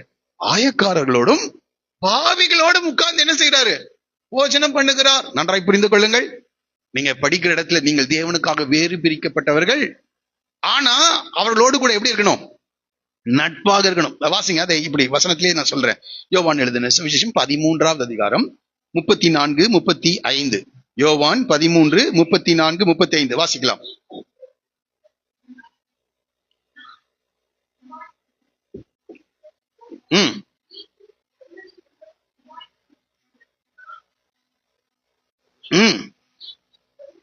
இதான் ரொம்ப மிக முக்கியமா. நீங்கள் ஒருவரில் ஒருவர் அன்புள்ளவர்களா இருந்தால் எல்லாரும் என்ன செய்வாங்க? இப்ப நல்லா புரிஞ்சு கொள்ளுங்க. நீங்க உலகத்துலதான் இருக்கீங்க, நீங்க தேவனுக்கென்று வேறு பிரிந்து வந்திருக்கிறீங்க. ஆனா நீங்க எப்படி இருக்கணும்? அன்புள்ளவர்களா இருக்கணும், எல்லாரையும் நேசிக்கிறவர்களாக. யோசேப்பு பாருங்க, எல்லாரையும் என்ன செய்தார்? நேசித்தார், எல்லாரையும் நேசித்தார். அதே போல நாமும் அன்புள்ளவர்களா. இப்ப அன்புள்ளவர்களா இருந்தால் எல்லாரும் நினைச்சிருவாங்க, இவன் யாருடைய ஆள்பா? தேவனுடைய என்னுடைய சீஷர்கள் என்று எல்லாரும் என்ன செய்வாங்க? கொஞ்சம் யோசிச்சு பாருங்க. உங்க காலேஜ்ல நீங்க இயேசுவை பின்பற்றுகிறவர்கள் என்று ஜனங்கள் அறிந்திருக்காங்களா? ஐயோ, அதுகிட்ட பேசவே முடியாதுங்க, அது யார்கிட்டயும் பேசாதுங்க, ஐயோ அதுகிட்ட வச்சுக்காதப்பா அப்படின்னு சொல்றாங்களா? ஐயோ, அவங்க ஆண்டவருடைய சீஷர்கள். படிக்கிற இடத்துல மாத்திரம், வேலை செய்கிற இடங்கள்ல, குடியிருக்கிற இடத்துல, வேலை செய்கிற இடத்துல எல்லாரும் உங்ககிட்ட நட்பா இருக்காங்களா? அன்பா இருக்காங்களா? நீங்க அன்பா இருந்தீங்கன்னா அவங்கள என்ன செய்வாங்க? முதல் ரொம்ப கடினமா தான் இருப்பாங்க. அப்புறம் உங்களுடைய அன்பின் செயல்களை எல்லாம் பார்த்து அவங்களே என்ன மாறிடுவாங்க. ஐயோ, அவன் ஒரு ஆண்டவருடைய பிள்ளைப்பா, உண்மையான ஒரு கிறிஸ்தவன், அவன் சொல்லணும். அதனால் நீங்கள் என்னுடைய சீஷர் என்று எல்லாரும் என்ன செய்வாங்க? அறிந்து கொள்வார். இந்த ஜனங்கள் வேறு பிரிந்து வாழணும், உண்மைதான். ஆனா இவங்க தேவனுடைய அன்பை காட்டுகிறவர்களாக இருக்கணும். ஆண்டவர் சொல்றார், நன்றாய் புரிந்து கொள்ளுங்க. தனித்து இயங்குவது ஓகே, ஆனா எல்லாரோடும் என்ன செய்யணும்? ஆண்டவருக்காக தனித்து இருக்கணும், ஆனா ஜனங்களோடு கூட. அங்க இன்றைக்கு நாம என்ன செய்யணும்னா, அவங்களோட காம்ப்ரமைஸ் ஆயிரும். எல்லாரோடைய அன்பா இருக்காங்களா, ஆனா தேவனுக்கு அங்க பிரிந்து என்ன செய்யல, வாழல. அவனை இங்க ரட்சிப்புக்கு நேராக நடத்தும், தேவனை பற்றிய புரிதலை அவர்களுக்கு கொடுக்க வேண்டும். ஆனா இவர்கள் என்ன செஞ்சிடறாங்க? உலகத்தோடு கூட கலந்து விடுகிறார். இந்த காலையில இந்த வார்த்தையை சொல்லி நான் அனுப்புகிறேன். நீங்கள் படிக்கிற இடங்களானாலும் சரி, நீங்கள் வேலை செய்கிற இடங்களிலாலும், நீங்கள் குடியிருக்கிற இடங்களிலானாலும் சரி, நீங்கள் தேவனுக்காக வேறு பிரிக்கப்பட்டவர்கள். தேவனுடைய அன்பின் மூலமாக தேவனுடைய அன்பை வெளிப்படுத்தி நீங்கள் தேவனுடைய சீஷர்கள் என்பதை அவர்கள் அறிந்து கொள்ளணும். அந்த அளவுக்கு நடக்கணும். அது எப்படி நடப்பீங்கன்னு எனக்கு தெரியல. நீங்க போய் ஜெபம் பண்ணுங்க. புரியுதா நான் சொல்றது? அது மாத்திரம் இல்ல, அன்பை மாத்திரம் இல்ல. அது மத்தேயு எழுதின சுவிசேஷம் 5வது அதிகாரம் 3வது வசனத்திலிருந்து ஆவிக்குரிய மனிதர்களுடைய குணாதிசயங்களை குறித்து ஆண்டவர் சொல்லுகிறார். மத்தேயு 5:3 ஃபர்ஸ்ட் அவங்க எப்படி இருப்பாங்களா? அவங்க ரொம்ப எளிமையா இருப்பாங்க. எளிமை என்பது ஆவியிலே ஒரு மனத்தாழ்மை உடையவர்களாக இருப்பார்கள். அதை புரிந்து கொள்ளுங்க. அன்புள்ளவர்களாக இருக்கணும். அடுத்தது எப்படி இருக்கணும்? மன தாழ்மை உடையவர்களாக இருக்கணும். தாழ்மையான சிந்தனை, கிறிஸ்து இயேசுவில் இருந்த சிந்தை. ஆமா, கிறிஸ்து இயேசு அவர் வந்து பெரிய ராஜா, ஆனா அடிமையின் ரூபம் எடுத்து அவர் வந்தார். மனித சாயலானார், தன்னை தாழ்த்தினார். இது வரைக்கும் சிலுவையின் மரணபடி. நேற்றுக்கு நம்ம கேட்டோம், அவர் ஒரு போதகர், அவர் ஒரு ஆண்டவர், ஆனா சீஷர்களுடைய கால்களை கழுவவும் அவர் என்ன செய்யல? தயங்கல. ஆவியில் எளிமை நமக்கு இருக்கணும். உங்களுடைய வேலை ஸ்தலங்களில நீங்கள் எளிமை உடையவர்களாக இருக்கிறீர்களா? ஆவியில பெருமை, அதுக்கு நேரா சொன்னா என்னது? ஆவியில பெருமை. அதுக்கு இன்னொரு வார்த்தை வரும், மனமேட்டிமை என்று, ஹாட்டி ஸ்பிரிட் ஆங்கிலத்துல. அது வந்து ஆவியில உருவாகிறது. ஆவியில தாழ்மையா இருக்கிறோமா? ஆவியில மனம் மேட்டிமை உடையவளா இருக்கிறோமா? நல்லா புரிஞ்சு கொள்ளுங்க. இன்னைக்கு அநேகர் கொஞ்சம் அறிந்துட்டா போதும், கொஞ்சம் தெரிந்து விட்டால் போதும், கொஞ்சம் ஆண்டவர் பயன்படுத்தினா போதும், மன மேட்டிமை உள்ளாய் மாறி விடுகிறோம். ஆனால் ஆண்டவருடைய குணாதிசயத்தை இந்த பூமியில வெளிப்படுத்தணும். தனித்து இயங்கணும், ஆனா தனிமைப்படுத்திடக்கூடாது. எல்லாரோடு இருக்கணும். அவருடைய அன்பை வெளிப்படுத்தணும். அடுத்தது ஆவியில் எளிமை. அடுத்தது துயரப்படுகிறவர்கள். இது என்னன்னா, எப்போதும் அப்படியே அழுதுட்டே இருக்கிறது இல்ல. தவறு செய்யும் போது ஒரு மனஸ்தாபப்படுகின்ற ஒரு இருதயம் உடையவர்களாக இருக்கிறது. துயரப்படுகிறவர்கள் பாக்கியவான். என்ன துயரம்னா, இந்த உலக பிரச்சனை இருக்கிற அந்த துயரம் இல்ல. தவறு செய்வோம், ஐயோ நான் தப்பு பண்ணி விட்டேனே, பாவம் செய்து விட்டேனே, இப்படி தவறை நான் நிகழ்த்தி விட்டேனே என்ற ஒரு துயரம் நமக்கு என்ன செய்யணும்? இருக்க வேண்டும். துயரப்படுகிறவர்கள் பாக்கியவான்கள். அவர்கள் ஆண்டவருடைய பாவங்களை மன்னித்து அவர்களை ஆறுதல் படுத்துகிறவராக. அடுத்தது சாந்த குணம் உள்ளவர்களா இருக்க வேண்டும் இந்த பூமியில. அதற்காக தான் கர்த்தர் வச்சிருக்கிறார் சாந்த குணம். அதுக்கு ஆப்போசிட் என்னன்றது நான் சொல்ல விரும்பல, நீங்களே பாத்துங்க. ஆப்போசிட் வேர்ட் சாந்த குணம். உங்களுடைய சாந்த குணம் சொல்லுங்க, எல்லாருக்கும் தெரிந்திருக்கு. இன்றைக்கு எதுதான் தெரியுது? உங்கள் சாந்த குணம் எல்லாருக்கும் என்ன செய்யணுமா? ஆமா, நான் சாந்தமும் மனத்தாழ்மையுமா இருக்கேன், என் நுகத்தை உங்கள் மேல் ஏற்றுக்கொண்டு என்னிடத்தில் கற்றுக்கொள். சாந்தம் உள்ளவர்களா இருக்கிறோமா? இங்க ஆண்டவர் சொல்றார், சாந்த குணமுள்ளவர்கள் பாக்கியவான்கள், அவர்கள் பூமியை சுதந்தரிப்பார்கள். அடுத்தது நீதியின் மேல். ஆமா, வேற எதன் மேலும் இருக்கக்கூடாது. பசி தாகம், பணத்தின் மேல் பசி தாகமா இருந்தா பணத்தை சம்பாதிச்சிடலாம், சமாதானத்தை இழந்துருவீங்க. தேவன் மேல ஒரு தாகம் இருக்கணும் எப்போதும். தேவன் மேல, வேதத்தின் மேல ஒரு தாகம். புதிதாய் பிறந்த குழந்தைகளை போல திருவசனமாகிய களங்கமில்லாத ஞானப்பாலின் மேல் வாஞ்சியாயிருங்க, வசனத்தின் மேல். நான் சொல்றேன், உண்மையா மறுபடியும் பிறந்திருந்தா இந்த பசியும் தாகமும் இருக்கும். இல்லைன்னா என்ன செய்யாது?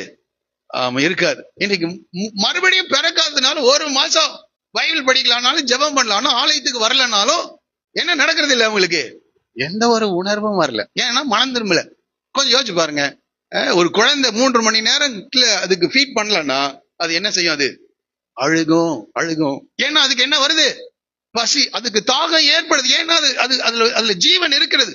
இன்னைக்கு ஆத்துமாவில யாருக்கெல்லாம் உயிர் இருக்கோ, உயிரடைந்திருக்கிறார்களோ, ரட்சிக்கப்பட்டிருக்கிறார்களோ, மறுபடியும் பிறந்திருக்கிறார்களோ, அவர்களுக்கு நிச்சயமா ஒரு பசியும் தாகமும் வரும். எதன் மேல? நீதியின் மேல, தேவன் மேல.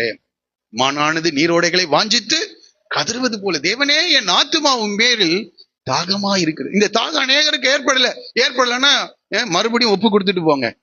நான் ஒரு வாரமா பைபிள் படிக்கல, எனக்கு எந்த ஒரு உணர்வும் வரலன்னா நீ ரட்சிக்கப்படல, பின்வாங்கி போயிருக்கிறார். மரித்து ஆவியில உன்னுடைய ஆத்துமாவிலே நீ மரணம் அடைந்திருக்கிறாய். திரும்பவும் ஒப்பு கொடுத்துருப்பாங்க. பைபிளை தூக்கிட்டு வந்ததுனால அல்ல, தேவனை ஆராதித்ததுனால அல்ல, காணிக்கை செலுத்துறதுனால அல்ல. அந்த பசி தாகம் வரணும். அந்த பசி தாகம் இருக்கிறவங்களை பார்த்து வெகு தாழ்மையோடு கூட நான் சொல்றேன், நீதியின் மேல் பசி தாகம் உள்ளவர்கள். இந்த ஜனம் எப்போதும் தேவன் மேல் பசி தாகம் அவர்களுக்கு உண்டாக்கி கொண்டே இருக்கும். அடுத்தது சாந்த குணம் உள்ளவர்கள் மாத்திரம் இல்ல, எப்படி இருப்பாங்களாம்? இரக்கமா இருப்பாங்க. யாருக்கா? எல்லாருக்கும் என்ன செய்வாங்க? இறங்குகிறவர்களாக. அப்போ இவங்க இரக்கம் உள்ளவர்கள் பாக்கியவான்கள். அவர்களுக்கு ஆண்டவரிடத்துல கிடைக்கும், மனிதர்கள் கிட்ட கிடைக்கும், எல்லாருக்கிட்டையும் என்ன கிடைக்கும்? இரக்கம் கிடைக்கும். அடுத்தது இருதயத்தில் சுத்தம் உள்ளவர்களாக அவர்கள் இருப்பார்கள். இருதயத்தில் பரிசுத்தமாக வாழ தங்களை அர்ப்பணித்திருப்பார். அடுத்தது என்ன செய்வாங்களாம்? சமாதானம். அது உள்ளுக்குள்ள போனா நிறைய ஒன்று தேவனோடு கூட இவங்க சமாதானமா இருப்பாங்க, அதே போல மனிதர்களோடு இவங்க சமாதானமா இருப்பாங்க. அடுத்தது மனிதர்களை தேவனோடு கூட என்ன செய்வாங்க? சமாதானப்படுத்துவாங்க. அடுத்தது மனிதர்களுக்குள்ள பிரச்சனை வந்தா அவங்களையும் சமாதானப்படுத்தி அனுப்புவாங்க. ஒரு சொல்லுவோமா? ரொம்ப அற்புதமா அந்த சொல்றாரு.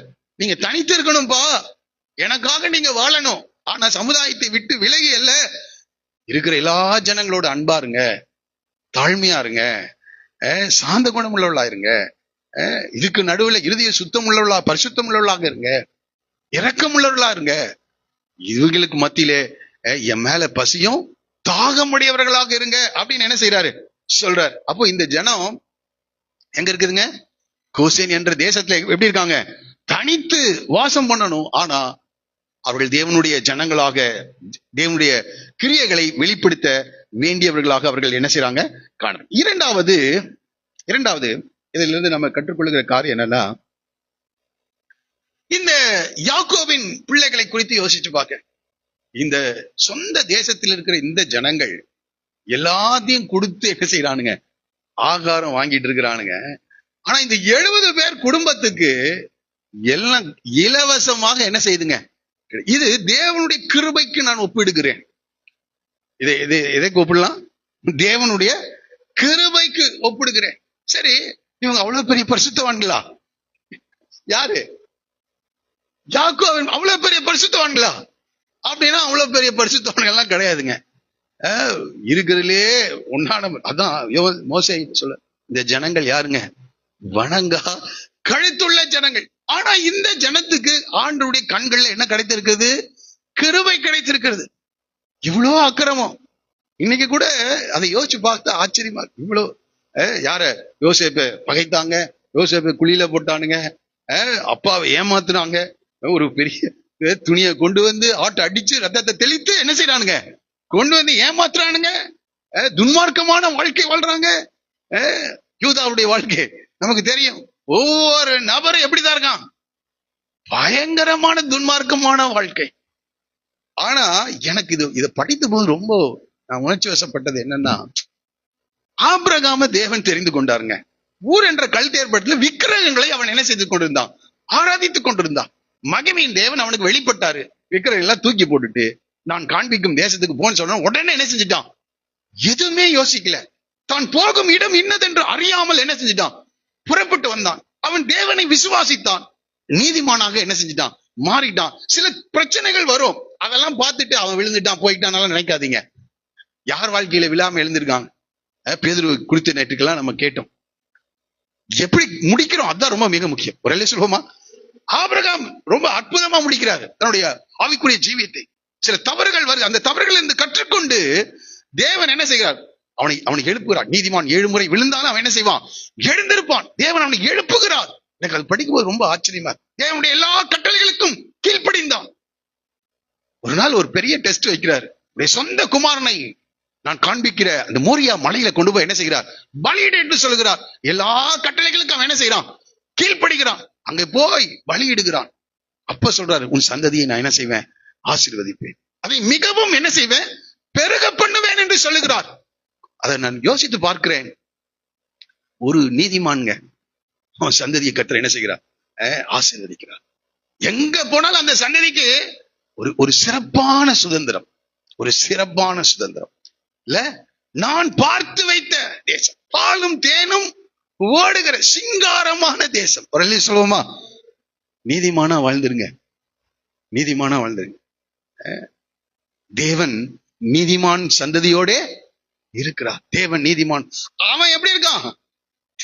துன்மார்க்கமா இருக்காங்க. அதாங்க தேவனுடைய கிருபை. அவருடைய கட்டளைகளுக்கு அவர்கள் அன்பு கூர்ந்து அவருடைய கட்டளைகளை கீழ்ப்படுகிறவர்களுக்கு 1000 தலைமுறை மட்டும் இரக்கம் செய்கிற தேவனா இருக்கிறார். 1000 தலைமுறை மட்டும் இரக்கம் செய்யறாருங்க. எனக்கு அதை படிக்கும் போது நான் உணர்ச்சி வசப்பட்டேன் ரொம்ப. என்ன ஆண்டவரே, இந்த ஜனம், இந்த யோசேப்பின் சகோதரர்கள், இந்த முரட்டாட்டமான மக்கள், இவர்களுக்கு தேவனுடைய கண்களில் என்ன கிடைக்குது? கிருபை கிடைக்கும். இப்பதான் அவங்க மனம் திரும்ப ஆரம்பிச்சிருக்கிறாங்க. யாரு? இந்த சகோதரர்கள் இப்பதான் மனம் திரும்ப ஆரம்பிக்கிறாங்க. ரோமர் 6:23 சொல்லுகிறது, பாவத்தின் சம்பளம் மரணம், தேவனுடைய கிருபை வரமோ நம்முடைய கர்த்தராகிய இயேசு கிறிஸ்துவினால் உண்டாகும் நித்திய ஜீவன். கிருபை வரம், அதனாலதான் இந்த பஞ்சத்துல சாகாமல் இருக்கிறார்கள். அதை தான் இப்படி சொல்கிறேன், தேவனுடைய கிருபை வரமோ நம்முடைய கர்த்தராகிய இயேசு கிறிஸ்துவினால் உண்டாகும் நித்திய ஜீவன். இவங்க ஜீவனை பெற்றுக் கொள்கிறார். கிருபை வரம் இவர்கள் மேல் என்ன கிடைக்குதுங்க? கிருபை. தேவன் கிருபையாக அந்த ஜனத்தின் மேல் என்ன செய்யறாரு? தம்முடைய செயல்களை வெளிப்படுத்தி கொண்டே. ஒரே காரணம், ஆபிரகாம் அன்பு கூர்ந்தான், என் கட்டளைகளுக்கு கீழ்ப்படிந்தான், நான் அந்த சந்ததிக்கு நான் இரக்கம் செய்கிறவராய் இருக்கிறேன் என்று சொல்லுகிறேன். இது படிக்கும்போது ரொம்ப ஆச்சரியமாக இருந்தது. மூன்றாவது, இந்த இடத்தை நீங்க படிச்சு பார்த்தீங்கன்னா 27வது வசனத்தை வாசிங்கள்.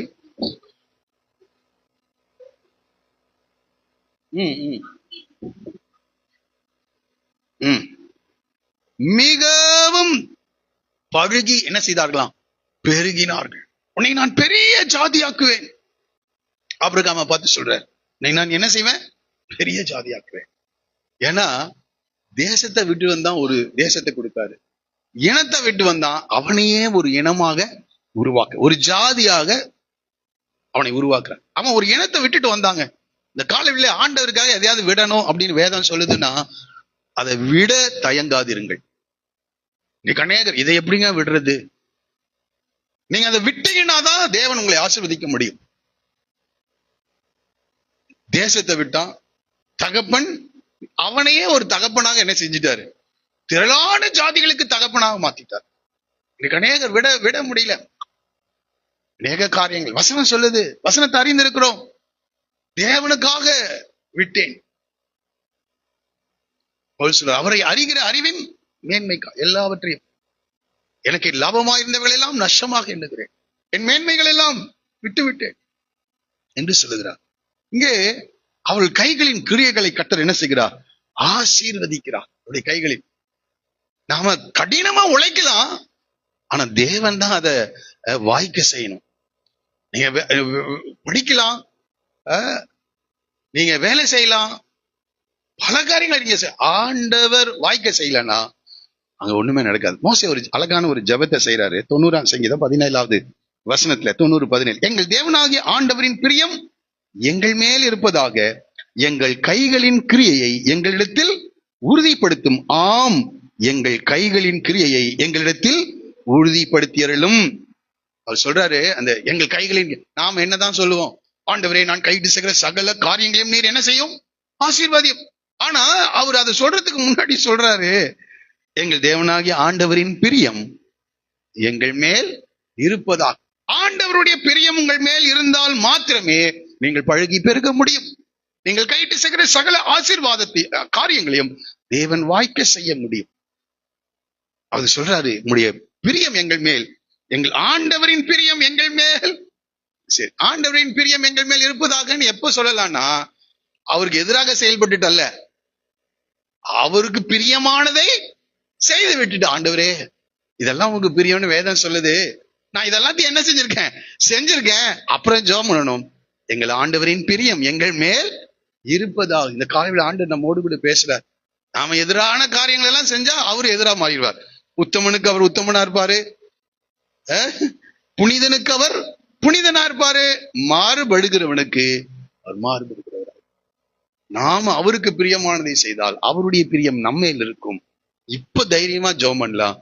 எங்களுடைய கைகளின் கிரியையை எங்களிடத்தில் உறுதிப்படுத்தலும். ஆம், எங்கள் கைகளின் கிரியையை எங்களிடத்தில் உறுதிப்படுத்தலும். இவர்கள் மிகுதியாய் பழகினார்கள். இந்த வசனம் இன்னைக்கும் நிறைவேறுங்க. நம்ம இன்னைக்கு ஒரு தீர்மானத்தோடு கூட கடந்து செல்வோம். இரக்கம், தேவனுடைய கிருபை. நம்ம எப்படியோ ஆண்டவரை சந்திச்சிட்டோம். பெற்றோர் மூலமா ஆண்டவர் அறிந்திருக்கலாம், முன்னோர்களின் மூலமா அல்லது சுவிசேஷத்தின் யாரோ நமக்காக ஜெபம் பண்ணி பிரயாசப்பட்டு இந்த சுவிசேஷத்தை சொல்லிட்டாங்க. இந்த ஆண்டவரை அறிஞ்சிட்டோம். எல்லாருடைய கண்களில் ஆண்டவருடைய கண்கள் என்ன கிடைச்சிருக்கு? அக்கிரமங்களினாலும் பாவங்களினாலும் மரித்திருந்த நம்மை ஆண்டவர் என்ன செய்தார்? உயிரோடு கூட நம்முடைய ஆத்துமாவை, உள்ளான மனிதனை கர்த்தர் உயிர்ப்பித்தது அவருடைய கிருபை. கிருபையினாலே விசுவாசத்தை கொண்டு ரட்சிக்கப்படும். இது உங்களால் உண்டானதல்ல, இது தேவனுடைய ஈவு. இந்த கிருபையை நாம் பெற்றுவிட்டோம். கிருபை பெற்றுவிட்டோம். ஆண்டவருக்கு பிரியமானபடி வாழ்ந்து கைகளின் கிரியைகளை எங்களுக்கு உறுதிப்படுத்திடணும்னு நீங்க ஜெபம் பண்ணீங்கன்னா அற்புதங்கள் நடக்கும். மிகுதியாய் பெருகினார், அந்த நிலங்களை கையாட்சி செய்தார். ஆதியாகமம் 1 நம்ம படிக்கிறோம், கீழ்ப்படுத்தி. அப்ப நிலம் உங்களுக்கு என்ன செய்யும்? கீழ்ப்படியும். நிலம் உங்களுக்கு என்ன செய்யும்? உங்க பிசினஸ் உங்களுக்கு கீழ்ப்படியும். கர்த்தர் உங்களுக்கு ஞானத்தை கொடுப்பார். அதை செய்யும் போது அங்கே ஃப்ரூட்ஃபுல்னஸ், அங்கே அபிவிருத்தி உண்டாகும், ஆசீர்வாதங்கள் உண்டாகும், நன்மைகள் உண்டாகும். எல்லா ஆசீர்வாதம் அங்க என்ன செய்யும்? வரும். கால்வெளி இதை புரிந்து கொள்வோம். அடுத்ததாக இன்னொரு வசனம் பாருங்க. இப்போ தேவன் நம்மை ஆசீர்வதிக்கிறாரு. இப்போ எபேசியர் நிருபம் 4ஆம் அதிகாரம் 28வது வசனத்துல, நம்மளுக்கே சர்ப்ளஸா இருக்கும் போது எவனுடைய பொருளையும் நாம் என்ன செய்ய மாட்டோம்? திருட மாட்டோம். இப்ப வாசிக்கலாமா? எல்லாரும் சேர்ந்து வாசிங்க. இல்ல எபேசியர் 4:28. திருடுகிறவன் இனி திருடாமல்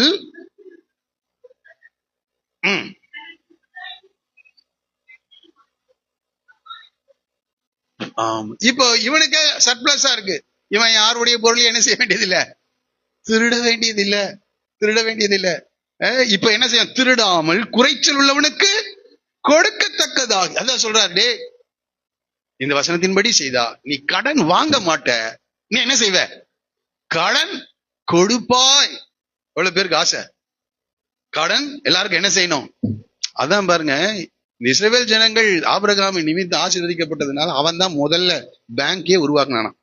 உலக நாடு வங்கியில அவங்களுடைய பங்கு தான் அதிகமா இருக்கான். எல்லா நாடுகளுக்கும் என்ன செய்யறாங்க? கடன். நாம கூட ரொம்ப சென்னைக்கு போகும்போது மெட்ரோ ட்ரெயின் சொல்றாங்க, ரொம்ப அழகா இருக்குங்க, சிங்கார சென்னை ஆயிடுச்சு அப்படின்னு சொல்றோம். இந்த ப்ராஜெக்டுக்கெல்லாம் எங்க இருந்தா கடன் வாங்குறான்? உலக வங்கிக்கிட்டு. எல்லா நாடுகளுடைய நிலைமை தான். இந்தியா பெரிய வல்லரசு ஆகுது, நல்லது. நம்ம அதுக்காக ஜெபிக்கணும், அதுக்காக பிரயாசப்படணும், அதை விரும்பணும். ஆனா உலக நாடுகள் இடத்துல நாம என்ன செய்யறோம்? கையேந்துகிற நிலை. இந்த வார்த்தைகளை கை கொண்டா, இந்த வாசனத்துக்கு நீ கீழ்ப்படிந்தா, நீ கடன் வாங்குகிறவனாக அல்ல. நாம என்ன செய்யணும்? நம்ம நாடு எல்லாருக்கும் என்ன செய்யணும்? கடன் கொடுக்கிற நாடாக, வளர்ந்த நாடாக. கொஞ்சம் யோசிச்சு பாக்குற இதெல்லாம். திருடுகிறவன் இனி திருடாமல் இருந்து குறைச்சல் உள்ளவனுக்கு கொடுக்கும்படியாக தன் கைகளில் நலமான வேலை. அதுவும் பாருங்க, பவுல் சொல்றாரு, எல்லா வேலைகள் தான், ஆனா நலமான வேலையை செய். அடுத்தவனை திருடுறது, அடுத்தவனுடைய பிசினஸுக்கு மண்ணள்ளி போடுறது, அப்படியெல்லாம் இருக்க கூடாது. யாரையும் ஏமாற்றி அல்ல, நலமான வேலை செய்து. இப்போ 28க்கு வரும். உபாகம் புத்தகம் 28 1-6 அப்படியே எடுத்து போடுங்க. அப்படியே அதை பாருங்க. இன்று நான் உனக்கு விதிக்கிற உன் தேவனாகிய கர்த்தருடைய கட்டளையின்படியெல்லாம் செய்ய நீ கவனமாய் இருக்கும்படி அவர் சத்தத்திற்கு உண்மையாய், ஆமா, இந்த கட்டளையின்படியெல்லாம் செய்ய. இந்த காலை வெள்ள மறுபடியும் நாம செய்யறோம். இன்றைக்கு இந்த செய்தியின் முடிவில் மறுபடியும் ரீடெடிகேட் பண்ண போறோம். மறுபடியும் நம்மை ஆண்டவருடைய வார்த்தைக்கு கீழ்ப்படி ஒப்பு கொடுக்க போகிறோம்.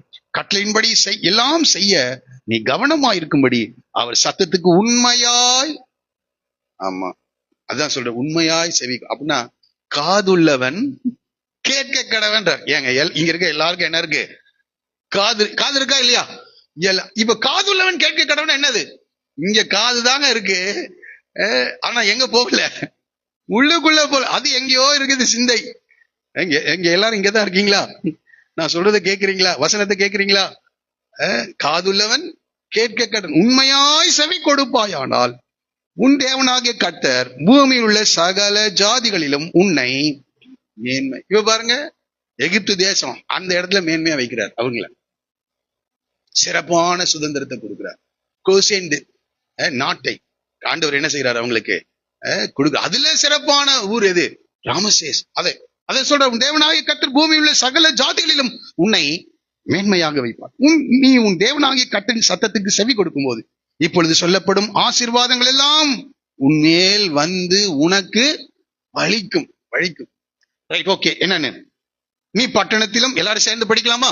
நீ பட்டணத்திலும் ஆசீர்வதிக்கப்பட்டிருப்பாய், வெளியிலும். இப்ப என்ன தெரியுமா சொல்றாங்க?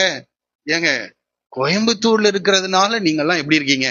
நிறைய பேர் கிட்ட ஐயோ கோயம்புத்தூர்ல அங்க ஏன்னா அங்க பிசினஸ் பீப்புள் இருக்காங்க, நிறைய வேலை வாய்ப்புகள். இப்ப வசனம் சொல்றது, நீ பட்டணத்திலும், அதாவது கோயம்புத்தூர்லயும் ஆசீர்வதிக்கப்படுவாய். நீங்க உடுமலைப்பேட்டை போனீங்கனாலும் ஆசீர்வதிக்கப்படுவீங்க, நீங்க ஈரோட்டுக்கு போனாலும் ஆசீர்வதிக்கப்படுவீர்கள். ஆசீர்வாதம் நிலத்தில் அல்ல, எங்க இருக்குது?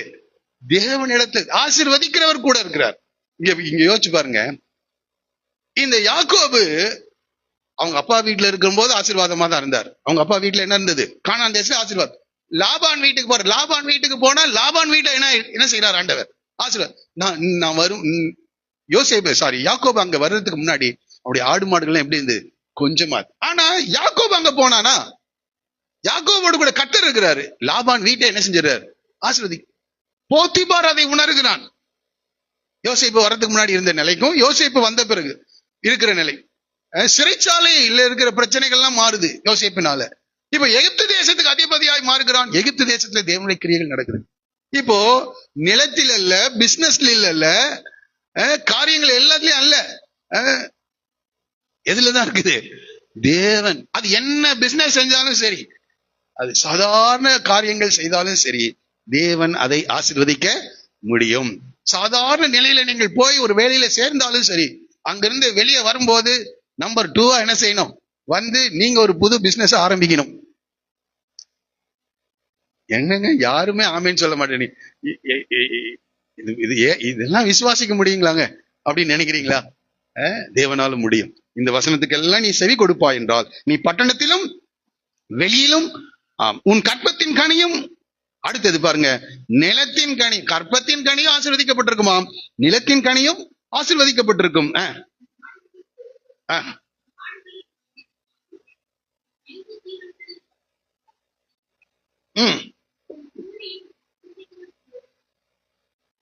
இந்த பழைய பாத்திரத்தையே வச்சு பிசைஞ்சிட்டு இருக்கிறோம். அது எவ்வளவு அடி வாங்கிருச்சு. அதை மாத்துறதுக்கு நமக்கு என்ன இல்ல. இங்க பாத்திரத்தை கூட சொல்றாரு, உன் கூடையும், உன் கூடைன்னா என்னது? உங்க ஹேண்ட்பேக் எல்லாம் மாறும். உன் கூடையும் உன் மா பேசிக்கிற தொட்டியும் என்ன செய்யுமா? ஆசீர்வதிக்கப்பட்டிருக்கும். நீ எங்க போனாலும், நீ எங்கேயாவது போனீங்கன்னா அங்க ஆசீர்வாதமா இருக்கும். நீ போகையிலும் ஆசீர்வதிக்கப்பட்டிருப்ப. ஆனா ஒரே ஒரு காரியம் செய்ப்பா, நான் சொல்ற இந்த வசனத்தில கவனமா கேட்டு அதற்கு உண்மையாய் செவி கொடுப்பா என்றால் இந்த ஆசீர்வாதம் எல்லாம் வரும்.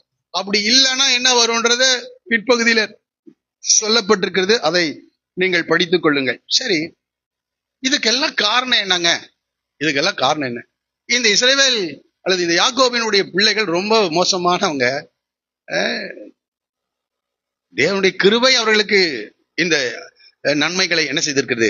கொடுத்திருக்கு. இதுக்கெல்லாம் ஒரே ஒரு காரணம். என்ன காரணம்னா, அன்றைக்கு நான் யோசேப்பு உயிரோடு இருக்கிறான், அவன் எகிப்து தேசத்துக்கெல்லாம் அதிபதி. இப்போ இங்க என்ன கீ வேர்டுனா, இந்த யோசேப்பு இந்த இஸ்ரவேல் ஜனங்களுக்கு யாரு? இந்த யோசேப்பு இந்த எகிப்தியர்களுக்கு யாரு? இங்கதான் இந்த ஆசீர்வாதத்தின் திறவுகோல் இருக்கு. இந்த யோசேப்பு எகிப்தியர்களுக்கு 2வது அதிபதி. புரியுதா சொல்றது? இந்த யோசேப்பு எகிப்தியர்களுக்கு, பார்வோனுக்கு அடுத்த ஸ்தானத்தில் இருக்கிற அதிபதி. இப்ப பாருங்க, நம்ம பிரைம் மினிஸ்டர் இருக்கிறாரு. பிரைம் மினிஸ்டர் நமக்கு எல்லாருக்கும் தெரியும், பிரதம மந்திரி. இப்ப அவருடைய ஆளுகையின் கீழ் நம்ம எல்லாம் இருக்கோம். ஆனா அவருக்கு ஒரு குடும்பம் இருந்து, அவருக்கு ஒரு உறவுகள் இருந்தா, அவருடைய நிலைய வேற, அவருடைய நிலைய வேற. இப்போ டிஃபரன்ஸ் என்ன அப்படின்னா, இந்த சகோதரர்கள் யோசேப்புக்கு யாருன்னா தம்பி, அண்ணன், மாமா, பெரியப்பா, சித்தப்பா. யாருக்கு? இந்த குடும்பம் 70 பேருக்கு. ஆனா எகிப்தியர்களுக்கு இவர் ஒரு அதிகாரி. இன்றைக்கு அநேகருடைய வாழ்க்கையில ஆண்டவர் எப்படி இருக்காருன்னா, அவர் அதிகாரிங்க, இந்த பூமியை உருவாக்குனாருங்க, சகல அதிகாரமும் அவர்கிட்ட இருக்குது. அவரோடு கூட எந்த ஒரு உறவும் அவர்களுக்கு என்ன செய்யல, இல்ல. எல்லாரையும் போஷிக்கிறது போல அவர்களுக்கும் கொடுக்கிறாரு. அதான் நடந்துட்டு இருக்கு. அவங்க கடினமா உழைக்கிறாங்க, அவங்க கடினமா படிக்கிறாங்க, அவங்க கடினமாக காரியங்களை செய்யறாங்க. அதனால அவங்க எல்லாம் வளர்ந்து வர்றாங்க. இந்த வேதம் முழுவதிலும் இருக்கிற சம்பவத்தை நான் சொல்லிக் கொண்டிருக்கிறேன். ஆனால் ஒரு சிலர் கடினமா படிக்கிறாங்க, அவங்க உழைக்கிறாங்க, எல்லாம் செய்யறாங்க. ஆனா தேவனோடு உள்ள சரியான உறவு அவர்களுக்கு இருக்கிறது. அடிமையாக தானியேல் கொண்டு போகப்பட்டான், அனனியா மிஷாவேல் சரியா. ஆனால் அந்த தேசத்துல 2வது ஸ்தானத்திற்கு அவர்கள் என்ன செய்யறாங்க, ஒரே ஒரு காரியம், தேவனோடு உள்ள உறவு. இந்த எகிப்தியர்கள் உறவெல்லாம் இல்லைங்க, ஒரு ஒரு ஒரு அரசியல் தலைவனாக பார்க்க. இன்னைக்கு அநேகருக்கு அப்படிதான். அதாவது நான் கிறிஸ்தவர்களை நான் பேசிட்டு இருக்கேன், எல்லாருக்கும் அவர் ஆண்டவர், ஆனா உனக்கு அவரு சகோதரனா இருக்காரா? உனக்கு அவர் மெய்ப்பரா இருக்கிறாரா? உனக்கு அவர் கண்மலையா இருக்காரா? உனக்கு அவர் தேவனா இருக்கிறாரா? அந்த உறவு தாங்க அந்த வித்தியாசத்தை என்ன செய்கிறது, மாற்றி அமைக்கிறது. அவன் பாருங்க, யோசேப்பு தன் தகப்பன் குடும்பத்துக்கு, அந்த இடத்துல நீங்க படிக்கலாமா? 12வது வசனத்தை வாசிங்க. தகப்பனையும், ஏன்னா யோசேப்பு அவருக்கு மகன், அதனால அந்த உறவு இருக்கிறதுனால அங்க ஆசீர்வாதம் இருக்கிறது.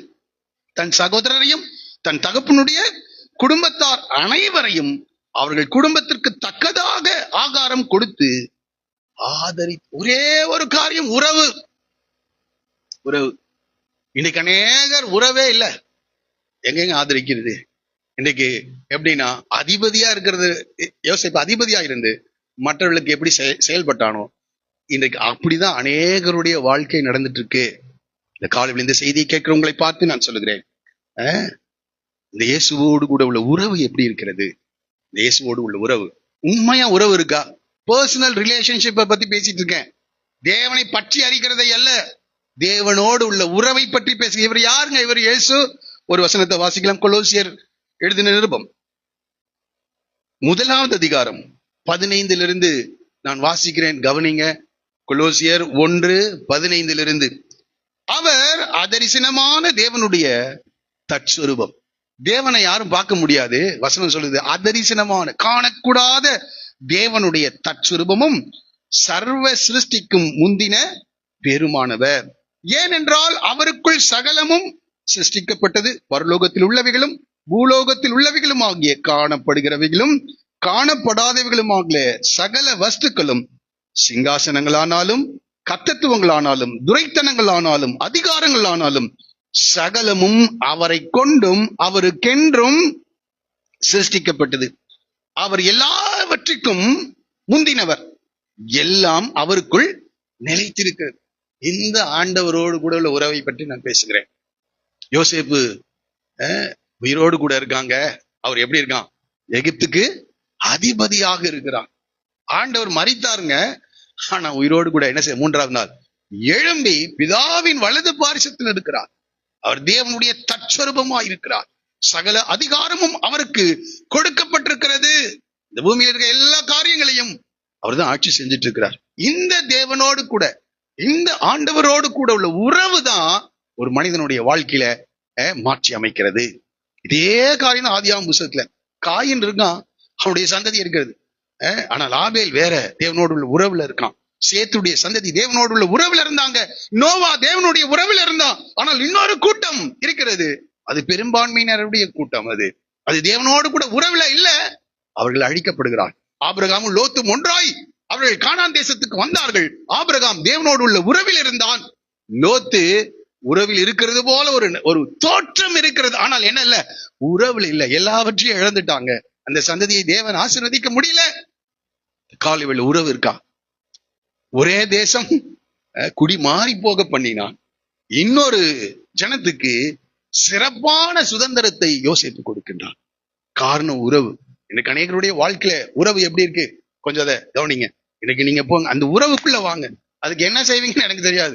மறுபடியும் பிறந்தாலே தேவனுடைய பிள்ளைகளாகும்படி அதிகாரம் கொடுக்கிறார். தேவனுடைய பிள்ளைகளாக நாம் மாறிடுறோம். அதுக்கப்புறம் பிரியமான பிள்ளைகளாக மாறுவதற்கு என்ன செய்யணும்னு நீங்க தான் முயற்சிக்கணும். வசனம் சொல்லுகிறதை கேளுங்க. ஆண்டவரோடு கூட உள்ள அந்த ரிலேஷன்ஷிப்ல, அந்த ஐக்கியத்துல, அவரோடு கூட நேரம் செலவு செய்கிறதுல, அவருடைய காரியங்களை ஈடுபடுகிறதுல ரொம்ப ஜாக்கிரதை உள்ளவர்களாக இருப்பீர்கள் என்றால் நிச்சயமா நான் சொல்றேன், பெரிய மாற்றங்களை நீங்கள் காண்பீர்கள். பெரிய மாற்றம். இந்த யோசிப்புடைய சகோதரர்கள் அவங்களுக்கு இறங்கவே முடியாது, ஆனா அவங்க மேல ஆண்டவர் கிருபையா இருக்கிறார். யோசிப்பு அவர்களுக்கு இறங்குகிறான். தவறு செய்தவர்கள் தான் தேவனுடைய. இப்ப நாம யாரு நீதிமான்களாகவே பிறந்து வாழ்ந்து இருக்கிறோம். எல்லாம் அக்கிரமங்களிலும் பாவங்களிலும் மரித்து போயிருந்தோம். ஆமா, தேவனுடைய இரக்கம், தேவனுடைய கிருபை நம்மை சந்தித்திருக்கிறது. இருக்கிற ஒவ்வொருவருக்கும் தேவனுடைய கிருபை, தேவனுடைய கிருபை, தேவனுடைய கிருபை. கடைசியாக ஒரு காரியத்தை நான் சொல்கிறேன். 47:22 வாசிங்க. ம் ம்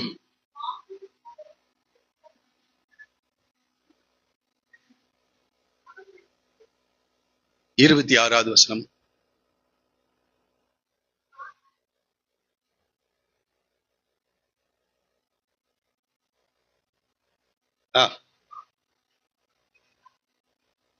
ஆசாரியருடைய நிலம் மாத்திரம் எல்லா ஜனத்தையும் குடி மாறி போக முடியல. எல்லா ஜனங்களுடைய பணங்கள் வந்துருச்சு, எல்லா ஜனங்களுடைய ஆடு மாடுகள் வந்துருச்சு, எல்லா ஜனங்களுடைய நிலங்கள் வந்துருச்சு. எல்லாரும் பார்வோனுக்கு அடிமைகளாக மாறிட்டாங்க.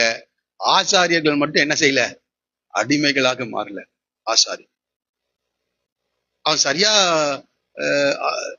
தேவனை பின்பற்றினானா? இல்ல, தேவனை சரியா.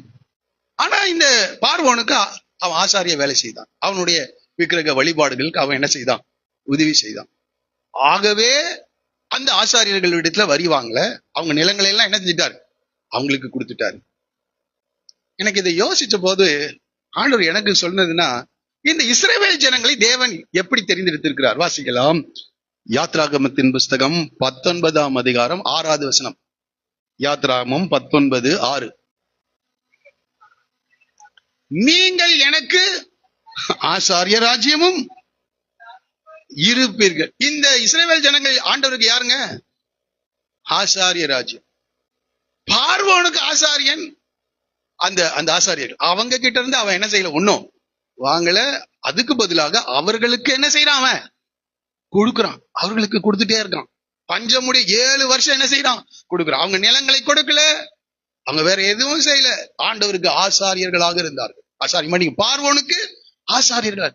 இப்ப நான் சொல்றேன், இஸ்ரவேல் ஜனங்களை கட்ட எதற்காக தெரிந்து கொண்டார் என்றால், நீங்கள் எனக்கு ஆசாரிய ராஜ்யமும் பரிசுத்த ஜாதியுமா இருப்பீர்கள் என்று போதும் இருக்கிறது. இப்போ நாம இப்ப பாயிண்ட் புரிஞ்சிருப்பீங்கன்னு நினைக்கிறேன் என்ன சொல்ல வர்றேன். இப்ப நாம யாருங்க? தேவனுடைய ஆசாரியர். இவங்க இந்த இஸ்ரவேல் அல்லது யாக்கோபுடைய பிள்ளைகள் தேவனுடைய ஆசாரியர்களாக இருந்தாங்க. தப்பு இருக்குது, பிரச்சனைகள் இருக்குது, ஆனா இவங்க யாருங்க? தேவனை சேவிக்கிறவர், தேவனுக்கு பலியிடுகிறவர்கள், தேவனை தொழுது கொள்ளுகிறவர்கள், தொழுது கொள்ளுகிறவர்கள். இங்க தாங்க டிஃபரன்ஸ். யோசேப்பு உனக்கு சகோதரனா இருக்கானா? நீ தேவனுக்கு ஆசாரியனாக இருக்கிறாயா? ஆண்டவர் ஆராதிக்கும்படி தேவனால். ஒரு வசனத்தை வாசிக்கலாமா? 1 பேதுரு நிருபம் 2ஆம் அதிகாரம் 5வது வசனம். 1 பேதுரு 2:5. ஜீவன் உள்ள கற்களை போல ஆவிக்கேற்ற மாளிகையாகவும் இயேசு கிறிஸ்து மூலமாய் தேவனுக்கு பிரியமான ஆவிக்கேற்ற பலிகளை செலுத்தும்படிக்கு பரிசுத்த ஆசாரிய கூட்டமாகவும் இப்ப நம்மளை கர்த்தர் எப்படி கட்டிட்டு வராராம்? பரிசுத்த இந்த யாத்ராம் 19:6 என்ன சொல்கிறது? நீங்கள் எனக்கு ஆசாரிய ராஜ்யமும் பரிசுத்த ஜாதியுமா இருப்பீர்கள். இங்க என்ன சொல்கிறது? தேவனுக்கு பிரியமான ஆவிக்கேற்ற பலிகளை செலுத்தும்படிக்கு. என்ன ஆசாரிய கூட்டம்? பரிசுத்த ஆசாரிய. தேவனுக்காக பிரிந்து வருகிற ஒரு நபர்கள். நாம ஆண்டவருக்காக சேவை செய்யும்படி அழைக்கப்பட்டிருக்கிறோம். இங்கதாங்க அந்த வித்தியாசம் இருக்கு. மோசே ரொம்ப அற்புதமா எழுதி வச்சிருக்கிறாரு. அதை நம்மளா இருந்தா என்ன செய்வோம்? அதை அவங்களை கண்டுக்கவே மாட்டோம். ஆனா பார்வோன் அவர்களுக்கு மானியம் கொடுத்தா. ஏன்னா அவங்களுடைய தெய்வங்களுக்கு எப்படி இருந்தாங்க? ஆசாரியர்கள். ஆனால் ஜீவனுள்ள தேவனுக்கு நாம் ஆசாரிய ஊழியம் செய்யும்படியாக, சர்வ வல்லமை படைத்த தேவனுக்கு ஆசாரிய ஊழியம் செய்யும்படியாக நம்மை தேவன் தெரிந்து கொண்டிருக்கிறார். இப்போ நான் சொல்ல வர விரும்புகிற காரியம் என்ன? எப்படிங்க நம்ம வேலை செஞ்சிட்டு இருக்கோம் ஆசாரிய வேலைய? எப்படி வேலை செய்யறோம்? வேலை செய்யறோமா? ஆசாரியன்னா என்ன அர்த்தம்? பலி செலுத்துறோமாங்க?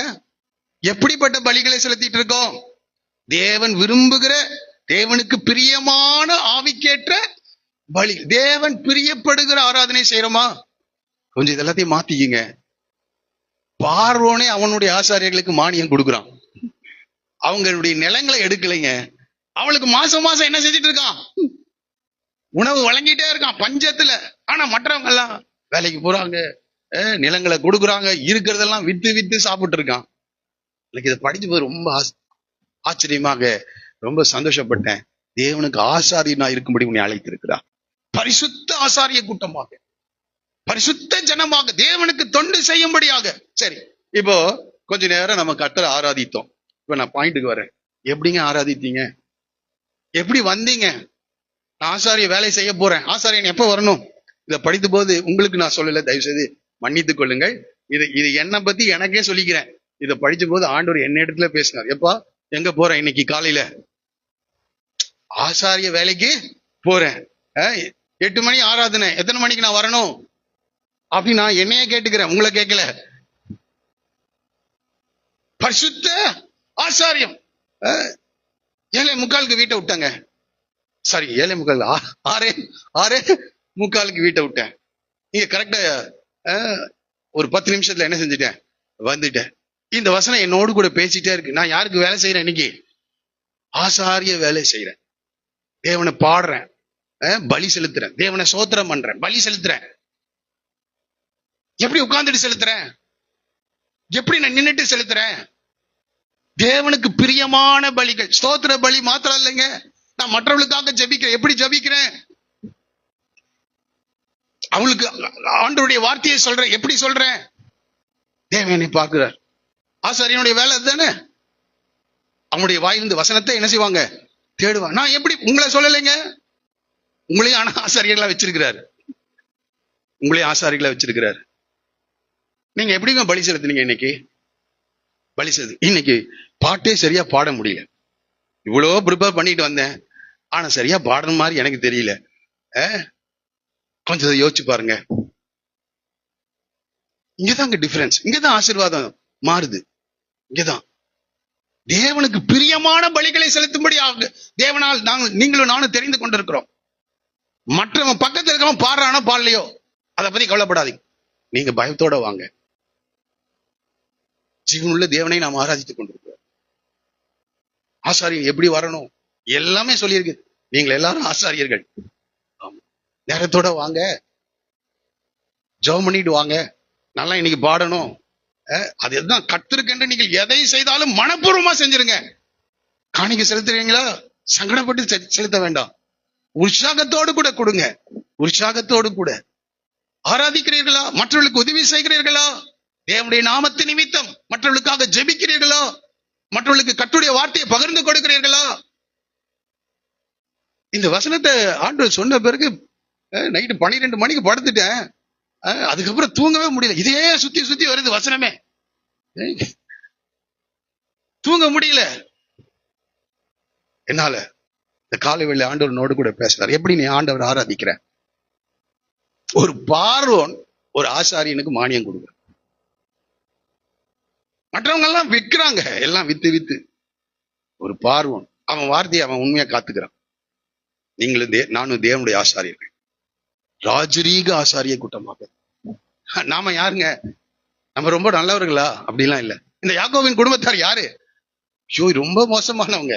கிருபையா தேவன் அவளை ரட்சித்து தேவனை தொழுது கொள்கிறவர்களாக, தேவனை சேவிக்கிறவர்களாக, தேவனை பின்பற்றுகிறவர்களாக, தேவனை இந்த உலகத்திற்கு அறிவிக்கிறவர்களாக தேவன் அவர்களை மாற்றினார். இங்க இருக்கிற ஒவ்வொருவரையும் நான் பார்த்து கேட்கிறேன், உன் குடும்பத்துக்கு நீ ஆசாரியன், இந்த சமுதாயத்துக்கு நீ ஆசாரியன். ஆமா, நீ வேலை செய்கிற இடங்கள்ல தேவன் உன்னை கொண்டுதான் கிரியை செய்ய முடியும். வேற யாரை கொண்டு கிரியை செய்ய மாட்டார். யோசேப்பின் மூலமா தான் எல்லாம் நடக்கும். அங்க தானியேலின் மூலமா தான் எல்லாம் நடக்குங்க. ஒரு மோசேயின் மூலமாக தான் எல்லாம் நடக்கும். இன்னைக்கு உன்னை கொண்டுதான் ஆண்டவர் எல்லாத்தையும் செய்யும். நீ செய்யணும்னா உன்னை கொண்டுதான் செய்யணும். நீ ஆசாரியன் என்பதை மறந்துடாது. தேவனுக்கு பிரியமான பலிகளை செலுத்து. நீ செலுத்துகிற ஒவ்வொரு காரியத்தை தேவன் பிரியப்படுகிறாரா? தேவன் பிரியப்படுகிறார். இன்னைக்கு அநேகருக்கு இல்ல, நமக்கு மேல ஒரு தேவன் இருக்கிறார். இந்த புரிதல் இல்லாததுனாலதான் நான் உங்களை யாரையும் தப்பு சொல்லல, வெகு தாழ்மையோடு கூட சொல்ல. கர்த்தர் என்னோடு கூட பேசு, இன்னும் நான் ஜாக்கிரதையா இருக்கணும்ன்றதான் கர்த்தர் என்னோடு கூட பேசுகிறார். எனக்கு அது புரிகிறது. எனக்கு இது ஜாக்கிரதையா இருக்கணும். எப்படி கர்த்தரை ஆராதித்துக் கொண்டிருக்கிறீர்கள்?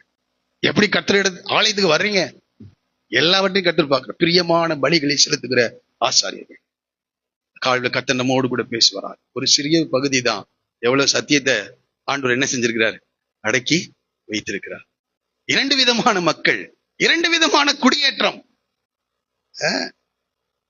ஒரு சொந்த தேசத்துல இருக்கிறானுங்க. எனக்கு அதுதான் படிக்கும். சொந்த தேசம், அங்கேயே அவளுக்கு தலைமுறையா இருக்காங்க. கடைசியா ஒண்ணு சொல்றேன், நீ பார்வோனுடைய ஜனமா இருக்கியா, யோசேப்பினுடைய ஜனமா இருக்கியா? நீ பார்வோனுடைய ஜனமா இருக்க, நீ தேவனுடைய பிள்ளையா இருக்கியா? தேவனுடைய பிள்ளையா? அல்லது உங்கள் பிதா யார்? உங்களை ஆளுகை செய்கிறவன் யார்? அதை பார்த்துக்குங்க. தேவனுடைய பிள்ளைகளா இருப்போம் என்றால் நிச்சயமாக தேவன் மகிமையான காரியங்களை செய்வார் என்று சொல்லி என்னுடைய வார்த்தைகளை நான் நிறைவு செய்கிறேன். தயவுசெய்து எல்லாரும் எழுந்து நிற்க.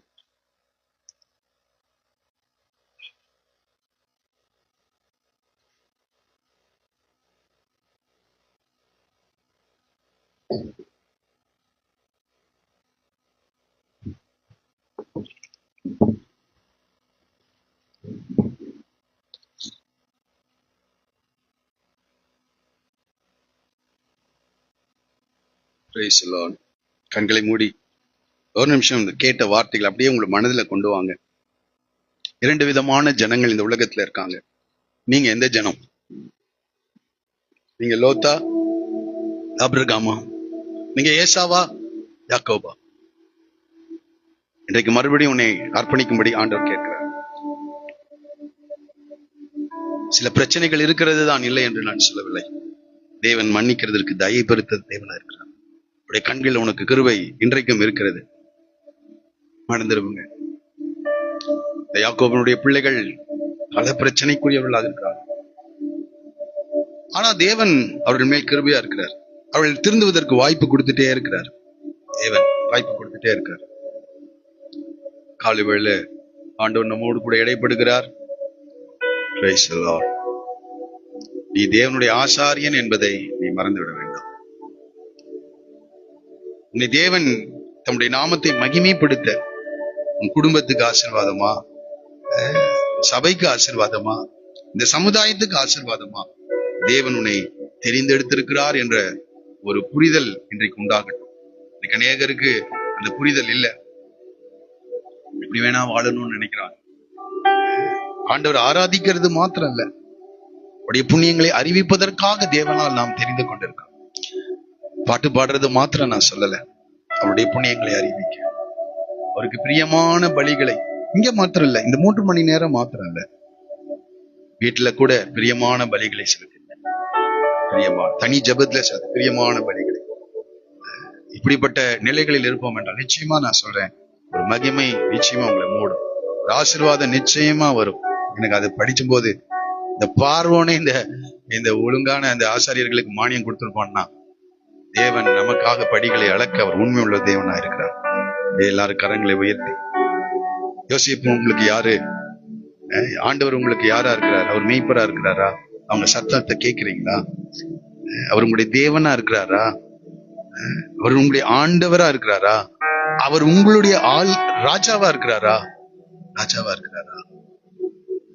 அதாங்க அந்த உறவு தான் வித்தியாசத்தை கொண்டு வரும். இந்த உறவு தான் வித்தியாசத்தை கொண்டு வரும். இன்னைக்கு அநேகருக்கு ஆண்டவரோடு கூட உறவு இல்லை. இந்த காலையில கர்த்தரோடு கூட பேசுறார். ஒரு அற்புதத்தை கர்த்தர் செய்ய முடியும். இந்த ஜனத்தை அங்கே பழுகி பெருக செய்தார். 70 பேர் போனாங்க, ஏறக்குறைய சொல்றாங்க 20 லட்சம் பேர் திரும்பி வர்றாங்க. இன்னைக்கு தனியா நிக்கலாம், ஆனா இந்த வார்த்தையை நீ உண்மையாய் கைக்கொள்வா என்றால் நீ பழுகி பெருக செய்வார். கைட்டு செய்கிற காரியங்களை மாத்திரம் இல்ல, சந்ததியை கத்த பழுகி பெருக செய்ய முடியும். ஹல்லேலூயா. ஜெபம் பண்ணிட்டு போவோமா? எல்லாரும் கரங்களை நீங்களா ஜெபம் பண்ணுங்க. இதுவரைக்கும் நான் பேசினேன், நான் நிறுத்துறேன் இந்த இடத்துல. ஹல்லேலூயா. கர்த்தாவே நீர் எங்களுக்கு இரக்கம் செய்யுங்க, எங்களுக்கு இரக்கம் செய்யுங்கப்பா. ஹalleluya. நீர் எங்களுக்கு இரக்கம் செய்யுங்க. நாங்க இந்த தயவுக்கு, இந்த கிருபைக்கு நாங்கள் பாத்திரவான்கள் அல்லப்பா. நான் பாத்திரவான் அல்ல ஆண்டவரே. கர்த்தருடைய கிருபை எங்கள் மேல் நீர் விளங்க, கர்த்தருடைய கிருபை எங்கள் மேல் விளங்க. வசனத்தை சரியாய் கை கொள்ள, அதை புரிந்து கொள்ள ஆண்டவரே, அதற்கு செவி கொடுக்க, உண்மையாய் செவி கொடுக்க எல்லோருக்கும் நீர் உதவி செய்வீர். இந்த காலை ஆராதனை வேளையில் எங்களை சமர்ப்பித்துக் கொள்ளலாம். எங்களை முழுவதும் சமர்ப்பிக்கிறோம், எங்களை முழுவதும் சமர்ப்பிக்கிறோம். என் வசனத்துக்கு நடுங்குகிறவனையே நான் நோக்கி பார்ப்பேன் என்று சொன்னீரே, இரக்கம் செய்யுங்கப்பா, இரக்கம் செய்யுங்கப்பா, இரக்கம் செய்யுங்க. உங்களுடைய பணிவிடைகளை, வேலைகளை உண்மையாய் நாங்கள் செய்ய எங்களுக்கு உதவி செய்யும். உங்களுக்கு பிரியமான ஆராதனை, எல்லா காரியங்களும் பிரியப்படுத்துகின்ற ஒரு காரியத்தை நாங்கள் செய்ய இந்த காலை வேளையிலே உதவி செய்யும். இங்க இருக்கிற ஒவ்வொருவருக்கும் உதவி செய்யும். இந்த ஜனத்தை ஆண்டவரே அன்றைக்கு பழகி பெருக செய்தது போல இருக்கிற ஒவ்வொருடைய குடும்பத்தையும் சந்ததிகளையும் பழகி பெருக செய்கிறார். ஆண்டவரே, அவர்கள் கைட்டு செய்கிற சகல காரியங்களிலேயும் கர்த்தருடைய நன்மையை விளங்க செய்கிறார். என்ன வேலை செய்தால் அந்த வேலையை நீர் ஆசீர்வதிப்பீரார். பூமியில உயர்ந்த இடத்தை அவளுக்கு தருவீரார். நீர் பார்த்து வைத்த இருக்கிற ஒவ்வொருவருக்காக இந்த காலை வெளிச்சமைக்க நீர் பார்த்து வைத்த சிறப்பான சுதந்திரத்தை ஆண்டவர் ஒவ்வொருவருக்கும் கட்டளையிடுவீரார். ஒவ்வொருவருக்கும் கட்டளையிட. இந்த பூமி உம்முடையது ஆண்டவரே, இந்த பூமி உம்முடையது. இந்த பூமியின் நிறைவு உம்முடையதா இருக்கிறது. சிறப்பான சுதந்திரத்தை ஒவ்வொருவருக்கும் நீர் கட்டளையிடுவீரார். ஆனந்த துதி ஒளி கேட்கும், ஆடல் பாடல் சத்தமும் தொனிக்கும், ஆகாய விண்மீனாய் அவர் ஜனம் பெருகும், ஆண்டவர்